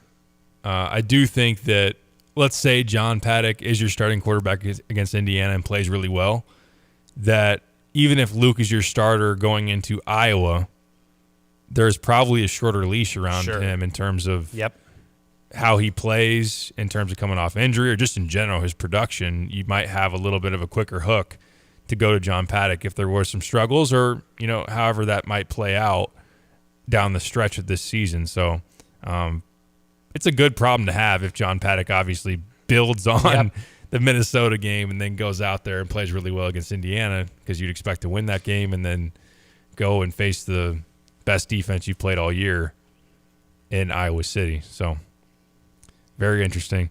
Let's catch another break. Let's talk Illinois and just Big Ten basketball in general when we come back. I want to look around the Big Ten, give some thoughts as far as what teams have done so far within their first game, and we'll talk more Illinois-Oakland tomorrow, and maybe I can give some initial thoughts. We did meet with Brad Underwood today, as well as Luke Goody, just kind of initial gauge on what that matchup's going to look like tomorrow. So we can comment on that before we get done here. Let's catch a break. We'll return. This is The Drive.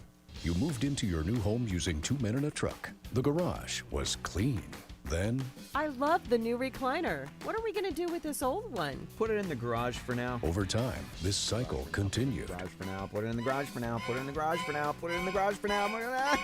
It happens. You got junk. Call 2 Men in a Truck to get rid of all your junk. Residential or commercial, 2 Men in a Truck has a solution for your junk removal. Contact them at 2menchampagne.com. 2 Men in a Truck.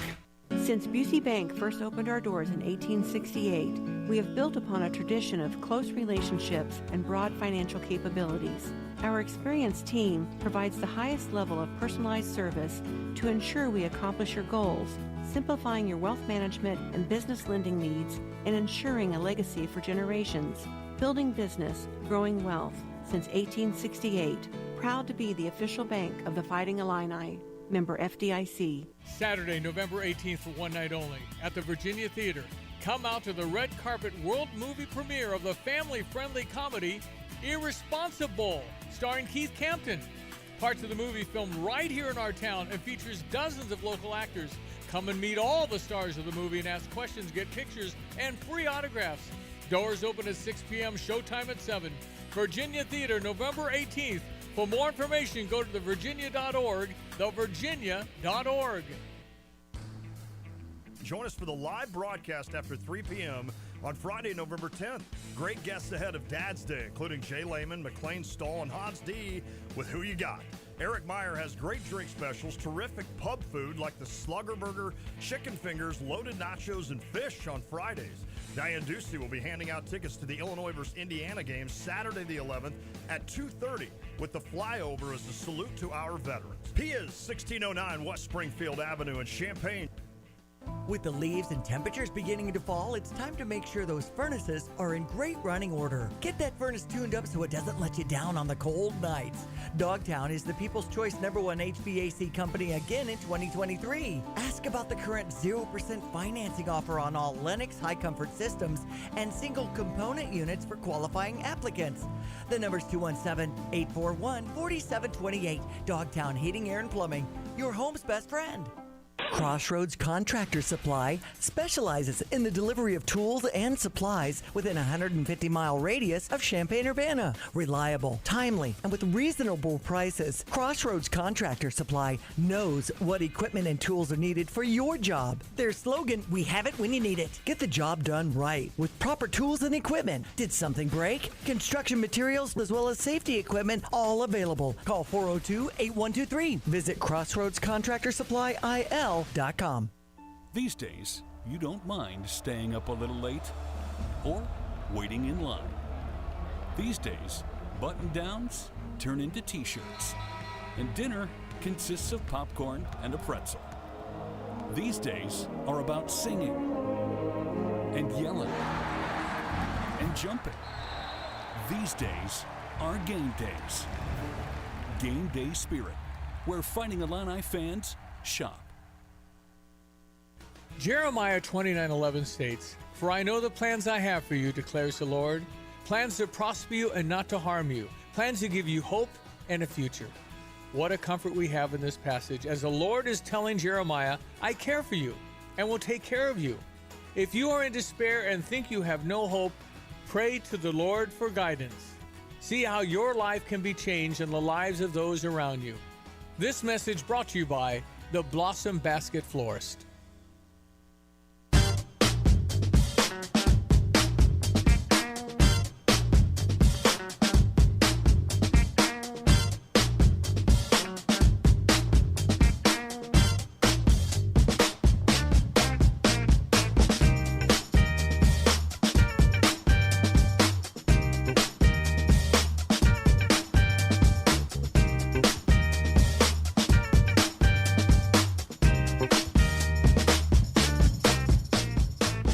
Back on the drive, Sam Piper, ESPN Radio 93.5. Let's talk some Big Ten hoops. Michigan State back in action tonight on BTN, 6 p.m. against Southern Indiana. Probably going to get an angry Spartan squad after losing night one to James Madison. I can imagine those practices with Izzo after losing to James Madison on opening night. Man. Probably wasn't a pleasant few days for Malik Hall in particular. Him and Hogard have had their back and forth throughout the years, too. I'm sure that didn't go great after he shot 2 for 11. Yeah, no doubt. Nothing in terms of, like, this isn't torpedo Michigan State's season or anything. No. Obviously, it's night one. And James Madison was a decent team last year. I think they were a tournament team, won 22 games. So I know they weren't ultimately a tournament team, but they won 22 games. They were a decent squad. But it showed that maybe just more certain than maybe, that Michigan State was a little overhyped as far as the national perception going into this year. We'll see. I mean, they shot the three well as a team last year, like all of course, Joey Hauser, who they no longer have, but also I think Tyson Walker and both Jaden Akins were pretty high percentage guys as far as the three ball goes. So they have some shooters. but losing Hauser maybe wasn't talked about as much as it probably should be. And I still think that for Michigan State to have the guards they have, to have the appeal that they have as a program, to not be able to go out and get a better big man than Matty Sissoko is unbelievable. I think that's just flat-out stubbornness by Tom Izzo and really sacrificing an opportunity to utilize that backcourt to build a legit Final Four team, in my opinion. Yeah, no, 100%. And that part of the reason why I said a couple weeks ago that I was shocked that this is all of a sudden the number 4 team in the country. I think they're still going to be pretty good because of that backcourt, but they didn't address the front court issues at all, except bringing in a very raw 5-star freshman who Izzo played 5 minutes in the first game. It's already in the doghouse. So clearly he is not ready to play in the Big Ten, according to Tom Izzo. And that was the guy that was supposed to be the reason that Michigan State was going to jump into the top 5 in the country. I think this backcourt is really good. They're not going to shoot 1 of 20 from 3. Almost, they might not shoot that again all year. But number 4 in the country, I never understood it because we saw this exact backcourt lose 13 games last year. Mm-hmm. They didn't go out and get a portal big that's going to – they didn't even replace Joey Hauser and his shooting in the lineup. They're playing Malik Hall, who has been injured for the last 2 years and looked horrible. Injured and inconsistent. A guy that they've thought to be a breakout into a marquee player for like the last 3 seasons, and it hasn't happened. It just never made sense to me that they were – the conversation of having like a bunch of people picking them over Purdue in the Big Ten and then having them number 4 in the preseason AP poll, which I know usually doesn't stand up very well once you talk about postseason AP poll versus preseason. I get it, but it just the consensus was that Michigan State's a national title contender. I never understood why, because they lose a pretty key starter. They don't address the front court other than a very raw freshman who it started to sound like Izzo didn't have a lot of trust in, clearly doesn't. And the backcourt is good, but that backcourt lost 13 games last year and made a Sweet 16, but, lost in the Sweet 16 and beat Marquette and Shaka Smart in the tournament to get there. Just never understood it, and I feel somewhat validated by their opening night performance that I might have been on the right track there. Yeah, you and I both were talking about. Yep, and you agreed. You and I both discussing that probably too high there in the top 5 as far as national goes. And one more note on Xavier Booker before we look around the rest of the league is that I had seen Tom Izzo mention that he was late to something pre-Tennessee, which is why he didn't play as much in that exhibition game. I think someone even posted that it might have been the shoot-around for their game against the Vols, and then Booker didn't get a lot of minutes in that one, didn't play a lot. I think he had 5 minutes in the opener against James Madison. And while he's talented, especially offensively, in terms of his skill and his overall upside, he is, number one, still have some things in terms of his strength to get better at, but also there's been some questions in terms of maybe work ethic and that kind of stuff. And we'll see if there's any other off-the-court things with him as things progress. One night, probably won't learn a lot about them tonight in terms of Southern Indiana, but they play Duke next week, and we'll see what that looks like. Yep. As far as other teams in the Big Ten, other notables, Kyle, in terms of your stances preseason, I know you felt pretty strongly about Indiana being. They got off to a good start, I must say that. Most of them did, but one game. Indiana won 69-63. Yeah. Were able to survive a close game with Pat Chambers' Florida Gulf Coast squad. Indiana, on the whole, didn't look great in that game. No. And it kind of spoke to, I think it speaks to your, and just the overall general reality for Indiana is that their backcourt is very thin, and you wonder about how much scoring power, even though Trey Galloway led them in scoring with 16. I don't know if he's going to be that guy a lot of times. But what do you think about the Hoosiers? I mean, pretty much everything I was concerned about with them played out for 32 of the 40 minutes in that game when they played the lineup with Mbako, Renault, Ware. Yep. They had Renault. Florida Gulf Coast was a team that basically played like 5 out and just spread it and tried to shoot. And they had Renault chasing shooters. And that went horribly. And Florida Gulf Coast abused that. And Mbako looked terrible in his first game. And he's talented as heck. He's going to have some big games. But they play him at the 3 next to those two front court pieces. 6'8".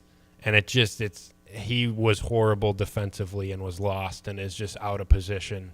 And he wasn't making shots, so that didn't really help the cause. So Woodson benched him, and they put in their other freshman guard, Gabe Cupps, with Galloway and Johnson, and that's what actually won them the game because they actually looked like a real lineup that actually worked together when they did that. So, yeah, there's talented pieces, but like Khalil Ware looked good, but the fit is horrible to me. I just don't like it at all. In the backcourt, I don't think Xavier Johnson is a top tier. He's a good player. He's not at like the Jameer Young, boo-booey top point guard in the conference level that can mask a bunch of spacing issues and get you a bucket one-on-one consistently. And Galloway is just like you said, he's not going to average 16 this year. He had a good game, but the backcourt is just so thin and the front court just doesn't work. I watched some of that game, and I just found myself saying, yep, this is what I envisioned it looking like, and it's not screaming tournament team to me as of now. It might down the road, doesn't as of now. It's not screaming it to KenPom either. I was surprised looking this up today. I stumbled into it. I don't even remember how I ended up. I was messing around looking at Oakland, looking at Illinois, and then I was like, let's look at Indiana as far as what they did. KenPom projects them to go 16-14. That might not even make the NIT. Michigan last year won 18 games, and they were a surefire NIT team. Isn't that crazy? It is crazy. I don't know if I'd go that low on them, but I don't think they're going to be very good. And I think their non-conference schedule is pretty difficult. Tough. They play UConn and Kansas, I know of for sure. And Auburn. Whew. Yeah. Yeah, they could lose 14 games. I wouldn't be surprised. I just don't think I don't think that roster works. They might have one of those records that we've seen Michigan have early in those seasons when they've one of those years they battled back and ultimately made the tournament when they had Diabate and Caleb Houston, and then obviously last year they didn't do that. But here coming up, they'll face UConn later this month, and then their start of the Big Ten, they've got Maryland at home and then at Michigan. I want to talk about Michigan here pretty shortly. After that, it's Auburn on a neutral floor and then hosting Kansas. They better get some things it could be figured dicey, out. and I don't see Trey Galloway being a marquee scorer for them. And Xavier Johnson is I think he's a nice point guard when healthy as far as on-ball defense, can pass, and his 3-point percentage on his career is like 35%, so he's decent, but he's not He's got the ugliest form I've ever seen, I'll tell you that much. He's not a big-time shot maker, and it's going to be an interesting experiment for Mike Woodson and company. Let's talk about Michigan. Michigan projected to be 11th in the Big Ten, coming off a year, as we talked about, where they made the NIT last year. They look pretty darn good. Number one, the precursor to that was the news that they beat Marquette in their closed exhibition, their closed scrimmage, which, of course, you never know the context of how much was Marquette trying to win. But I know that they put up a boatload of points, and then they face UNC Asheville, and they dominate them 99-74. Doug McDaniel, who I liked last year, had a great game. He goes for 22 points, 8 assists. Olivier Nkamwa, the transfer from Tennessee, 25 points, 7 boards. Overall, Michigan, it's early, but looking like a better team, maybe even considerably than what they're projected to be. Yeah, I kind of had the thought in the back of my mind all offseason looking at their roster, like, this might not be all that bad of a team. They've got potential. And then Doug McDaniel looked like an all-conference point guard in this first game. So if he can play like that every night, I think Michigan could be a pretty surefire tournament team. Like that 1-2, if you're not going to get the 2 performances you got from McDaniel and Nkamwa every game. Mm-hmm. But if those two can be a true 1-2 punch for that team, and then the role pieces around them like Burnett and Reed, Terrence Williams, he's been disappointing the last 2 seasons. Just kind of fit in around them. Like, yeah, that could be a solid team that is going to sneak up and upset a couple of these top teams in the conference. Like, yeah, it really, I think to me, it all depends on, if Doug McDaniel is an all-conference first or second team level point guard. I think that is what Michigan needs to have a really good season. Of course, they'll want to make the tournament, and we'll see what Juwan's long-term future is there in Ann Arbor, because there's a lot of questions about that. The other point about how great they looked on night one, Juwan Howard was not yet back on the sidelines for it. Phil Martelli was. I still don't think they're a very deep team, so I think that could hurt them definitely for sure. But I think they got a chance, especially in what should be a softer middle of the pack, in my opinion, of the Big Ten, for them to climb up a little bit more. But on the note, one final thing is, like, it would be very Michigan, and kind of one thing that's really hampered Juwan, for Doug McDaniel to be so good this year that he goes pro after 2 years. They just haven't been able to keep people there. Like, if Kobe Buffkin would have came back from last year's team, there'd be a big difference in terms of how you think. If they went McDaniel, Buffkin, with Nkamwa, with Taris Reed, like, that'd be a lot different of a team, similar to, like, if they got Diabate for 2 years versus one. So that, I'm not trying to make excuses for Juwan Howard here, but that's one thing that has definitely hurt them, is in terms of guys that have been high-profile recruits who just haven't stayed there a long time. Wisconsin scored a lot of points, and they actually have a big-time clash with Tennessee tomorrow night. Do they really? In Madison. Huh. Yeah, that's going to be isn't that game on Peacock? Is it? That's what I thought I saw. It is. Yep, 8 p.m. on Peacock. Gosh. Get your subscriptions today. Venmo Kyle, who can send you the link. But we don't see Wisconsin put up 105 points a whole lot. They did against Arkansas State in their opener, and that was even with Connor Essegian going down with an injury. He hurt his back and only played 5 minutes. I know he's questionable for the game against the Vols tomorrow night, but do you take too much out of – probably not as far as Wisconsin goes, but that's a different offense, at least in terms of what we're used to seeing.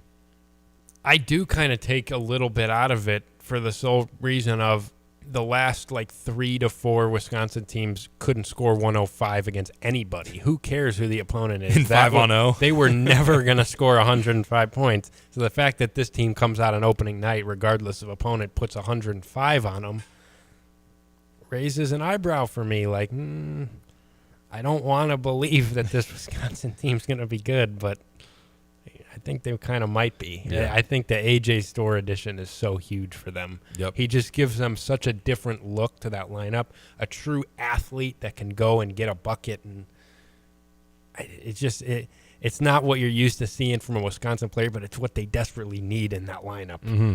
No, that's a great point. And I think they could end up being the fact with what Greg Gard has done with much less, like this roster with the continuity and the pieces and adding a big time transfer, I think he could do some decent things with it.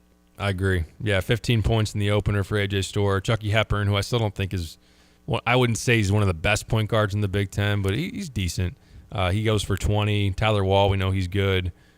Storr, I think, both in terms of offensively, but also defensively, should help them, because they've had problems with, you got an athletic wing or big guard. Wisconsin is screwed. Yes. In recent years. Great point. That could change maybe with AJ Storr being able to check some guys with a little bit more athleticism. Let's look also around the league, maybe some quick hitters here.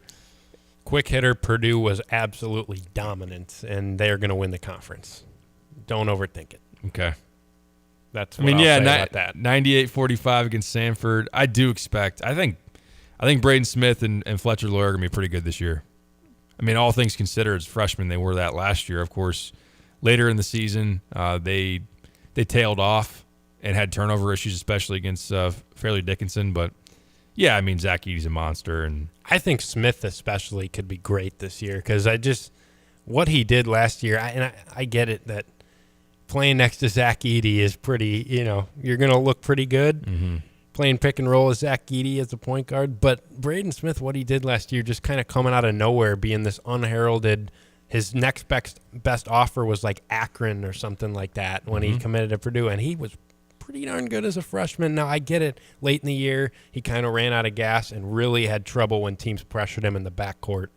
But I think that's something you can really just grow at, especially with a full offseason.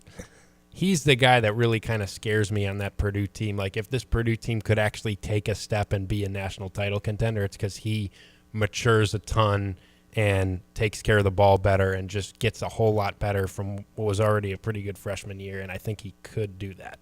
Yeah, as far as Illinois goes, I mentioned it yesterday. Illinois is hoping that Jace Butler is going to be their Braden Smith in terms of that unheralded recruit who shows up and like, oh man, who was this guy? I didn't notice him in any recruiting rankings, but yeah, I think that Smith is a guy that is, he's tough. He's a tough guy on the ball and can make good decisions, and Lawyer can score. I think he's got a chance now that his body's developed a little bit more and just kind of going to be used to the wars of the Big Ten a little bit more. I was kind of shocked when I saw that he shot 33% from 3 last year because it seemed like he had a ton of big shots. He did. And he's going to get so many open looks playing around Zach Edey. He screams 40% three-point shooter at some point in his career to me. So I could see that in the cards as well. Rutgers goes down to Princeton. Princeton did make the Sweet 16 last year, but I know you mentioned off the air earlier this week, Kyle, that they lost 2 of their better players off of last year's team. I think they're 2 best, yeah. The one guy I cannot remember. It was an extremely long and hard to pronounce name, but he was like a point forward for them who's now on an NBA G League team. He's gone. Oh, yeah, I see his name, and I don't want to even try it. It's Tosan something. Tosan Evbuomwan. Evbuomwan. Good try. Evbuomwan. Tosan. Yeah, Tosan was a 6'8", 220 guy for them last year. I didn't think, going into the year, we talked about it. I respect the heck out of Steve Pikiell. I think that it's going to be probably a gritty, hard-nosed team that at the rack is going to be feisty. I just think there's less reason and less of an excuse to lose at the rack this year. It's not a very talented Rutgers team, in my opinion. You look at Cliff Amori, and I don't know what else is really going to hurt you a whole lot. So I think they're going to have a rough year. Wouldn't be surprised and actually expect that they will miss the tournament personally. And I think that they finish towards the bottom of the league before then loading up with their recruiting class. Yeah, you're right. I mean, just looking at their roster, it's not very good. And I think I kind of wanted to believe that they were going to be the same type of scrappy, really good defensive team that's going to upset Purdue once and upset this other team and find their way to 10, 11 wins in conference play. I don't know if I see it with this roster. You don't have a Paul Mulcahy. You don't have a Caleb McConnell. You don't have a Ron Harper Jr. You don't have a Geo Baker on this team. Cliff Amori's good, but you're never going to run offense through him. He's going to be more of a defensive anchor for you. I don't know how far that can get you when you don't really have an offensive player that you're at all scared of when you look up and down this roster. I've kind of flipped. Even just, I don't want to read too much into one game because I still think there's a chance that they could pick off a couple teams at home with the way that they play, but I'm kind of starting to lean your way. Like this could be a bad Rutgers team. Let's do a couple more quick ones before we catch a break. Iowa hanging 110 on North Dakota. It's not a good North Dakota team. They beat them by 40-plus. That tells me absolutely nothing about Iowa. It's what they do every year. It is what they do. They had those November games against maybe nobody, and they put up 100 points. I wish I took the over. I think their over-under was like 92 and a half as far as team total. But they hit 12 threes. They shoot 50% from beyond the arc. It's a talented offensive team to an extent. I know that, Peyton Sanford I respect as a shooter. I think he puts up 21 points in that game, hits 3 threes, has 9 rebounds. Ben Krieke has a nice debut as a transfer from Valpo, 6'9", big man, 18 points. He'll have to do it, obviously, against better competition. I think this is a team that, of course, is going to have to show it against a better opponent, but will be a team that can put up points. I just feel like that's the MO of Fran McCaffrey squads, even when they lose some impactful pieces. They'll have nights where they can outscore you. We'll see how bad their defense actually is, and then we'll see if Krieke can battle on the inside, because that's kind of been that could be a difference maker for you, where there were times where I didn't feel like Rebraca did that very well in his first stint with Iowa, but obviously he developed into a guy that was pretty serviceable for them.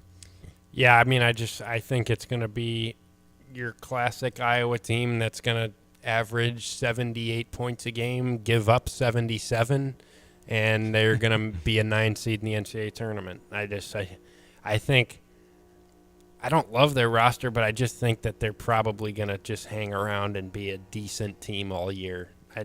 just kind of what they do. They're going to be great offensively. It is going to I think the key is going to be Krikke and what he does for them, because Iowa's had some good front court pieces here the last 2 years. But that told me nothing. I kind of came into the year thinking Iowa would be decent, not great. Yep. And I knew they were going to be good offensively because that's what they do. Knew they were probably going to be terrible defensively, and I don't know if that necessarily changed my mind. I'm playing North Dakota.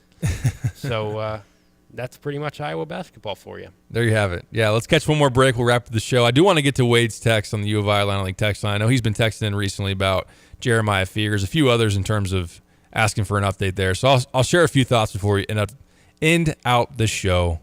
This is The Drive. Hi, I'm Tyler Weaver, president of Carpet Weavers Flooring and Furniture Gallery.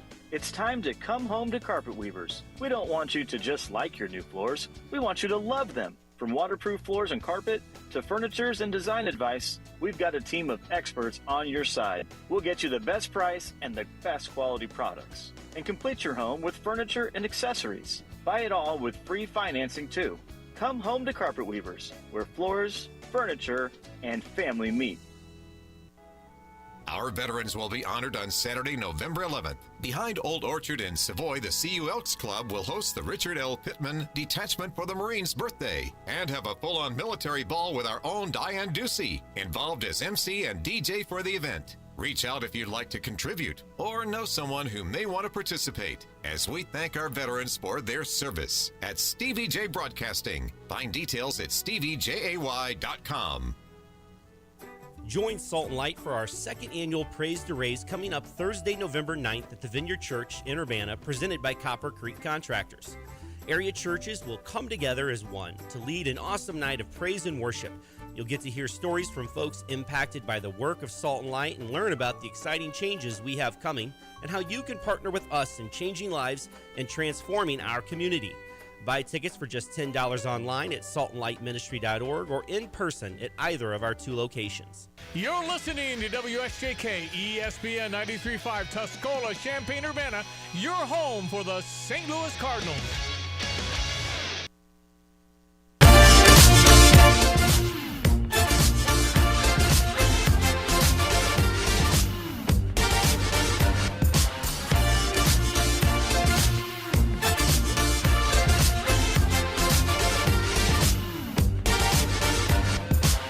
And I wish I had more for you, Kyle, but that's pretty much all I know at this point.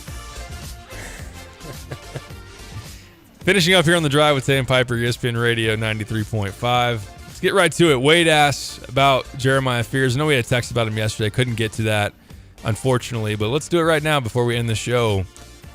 Do you think Draven Gibbs-Lawhorn, Nico, and Jace, that being Jace Butler, will deter Jeremiah Fears from committing? I do not. I don't think that I do think that Gibbs-Lawhorn is obviously going to be a big part of Illinois' future and is somebody that they hope this season is successful enough for him in terms of him seeing a role, him having those moments throughout a season that satisfy him that he wants to stick around in Champaign. That's always tough when you have a freshman and you're on a veteran team. And do they ride it out in terms of, being happy and not getting overly frustrated with the situation, with the staff when that happens, when, hey, it's a tight game and Broadenwood trusts Justin Harmon more, at least at this stage, and so on and so forth. So we'll see how that goes. But ideally for Illinois, Dre Gibbs-Lawhorn is going to be a big part of that backcourt, especially next year when you lose a lot. We'll see as far as what Nico's development looks like.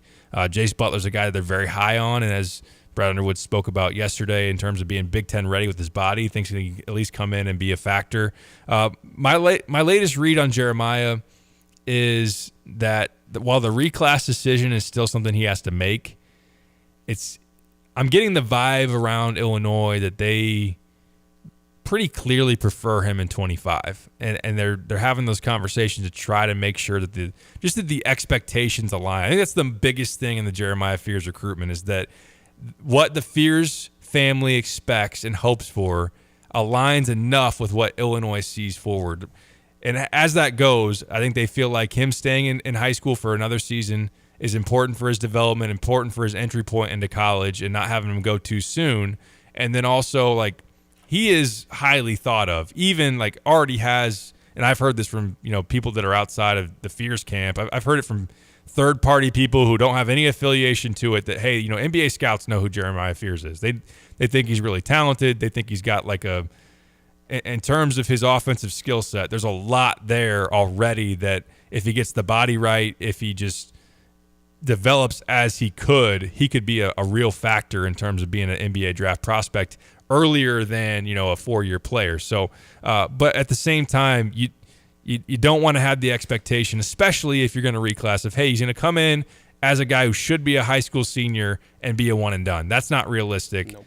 That's not something that Illinois wants to sign up for, because that's just going to lead to disappointment and a guy that may spend 1 year in your program, be unhappy, transfer, and then really go splash with somebody else. So I think right now, I know we're running up against it. We can talk about this maybe more later in the week, but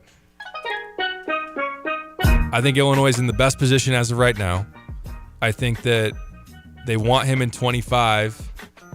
But what does that look like? If he's going to go in 25, does he still commit in January, which is kind of what he has set out there right now as his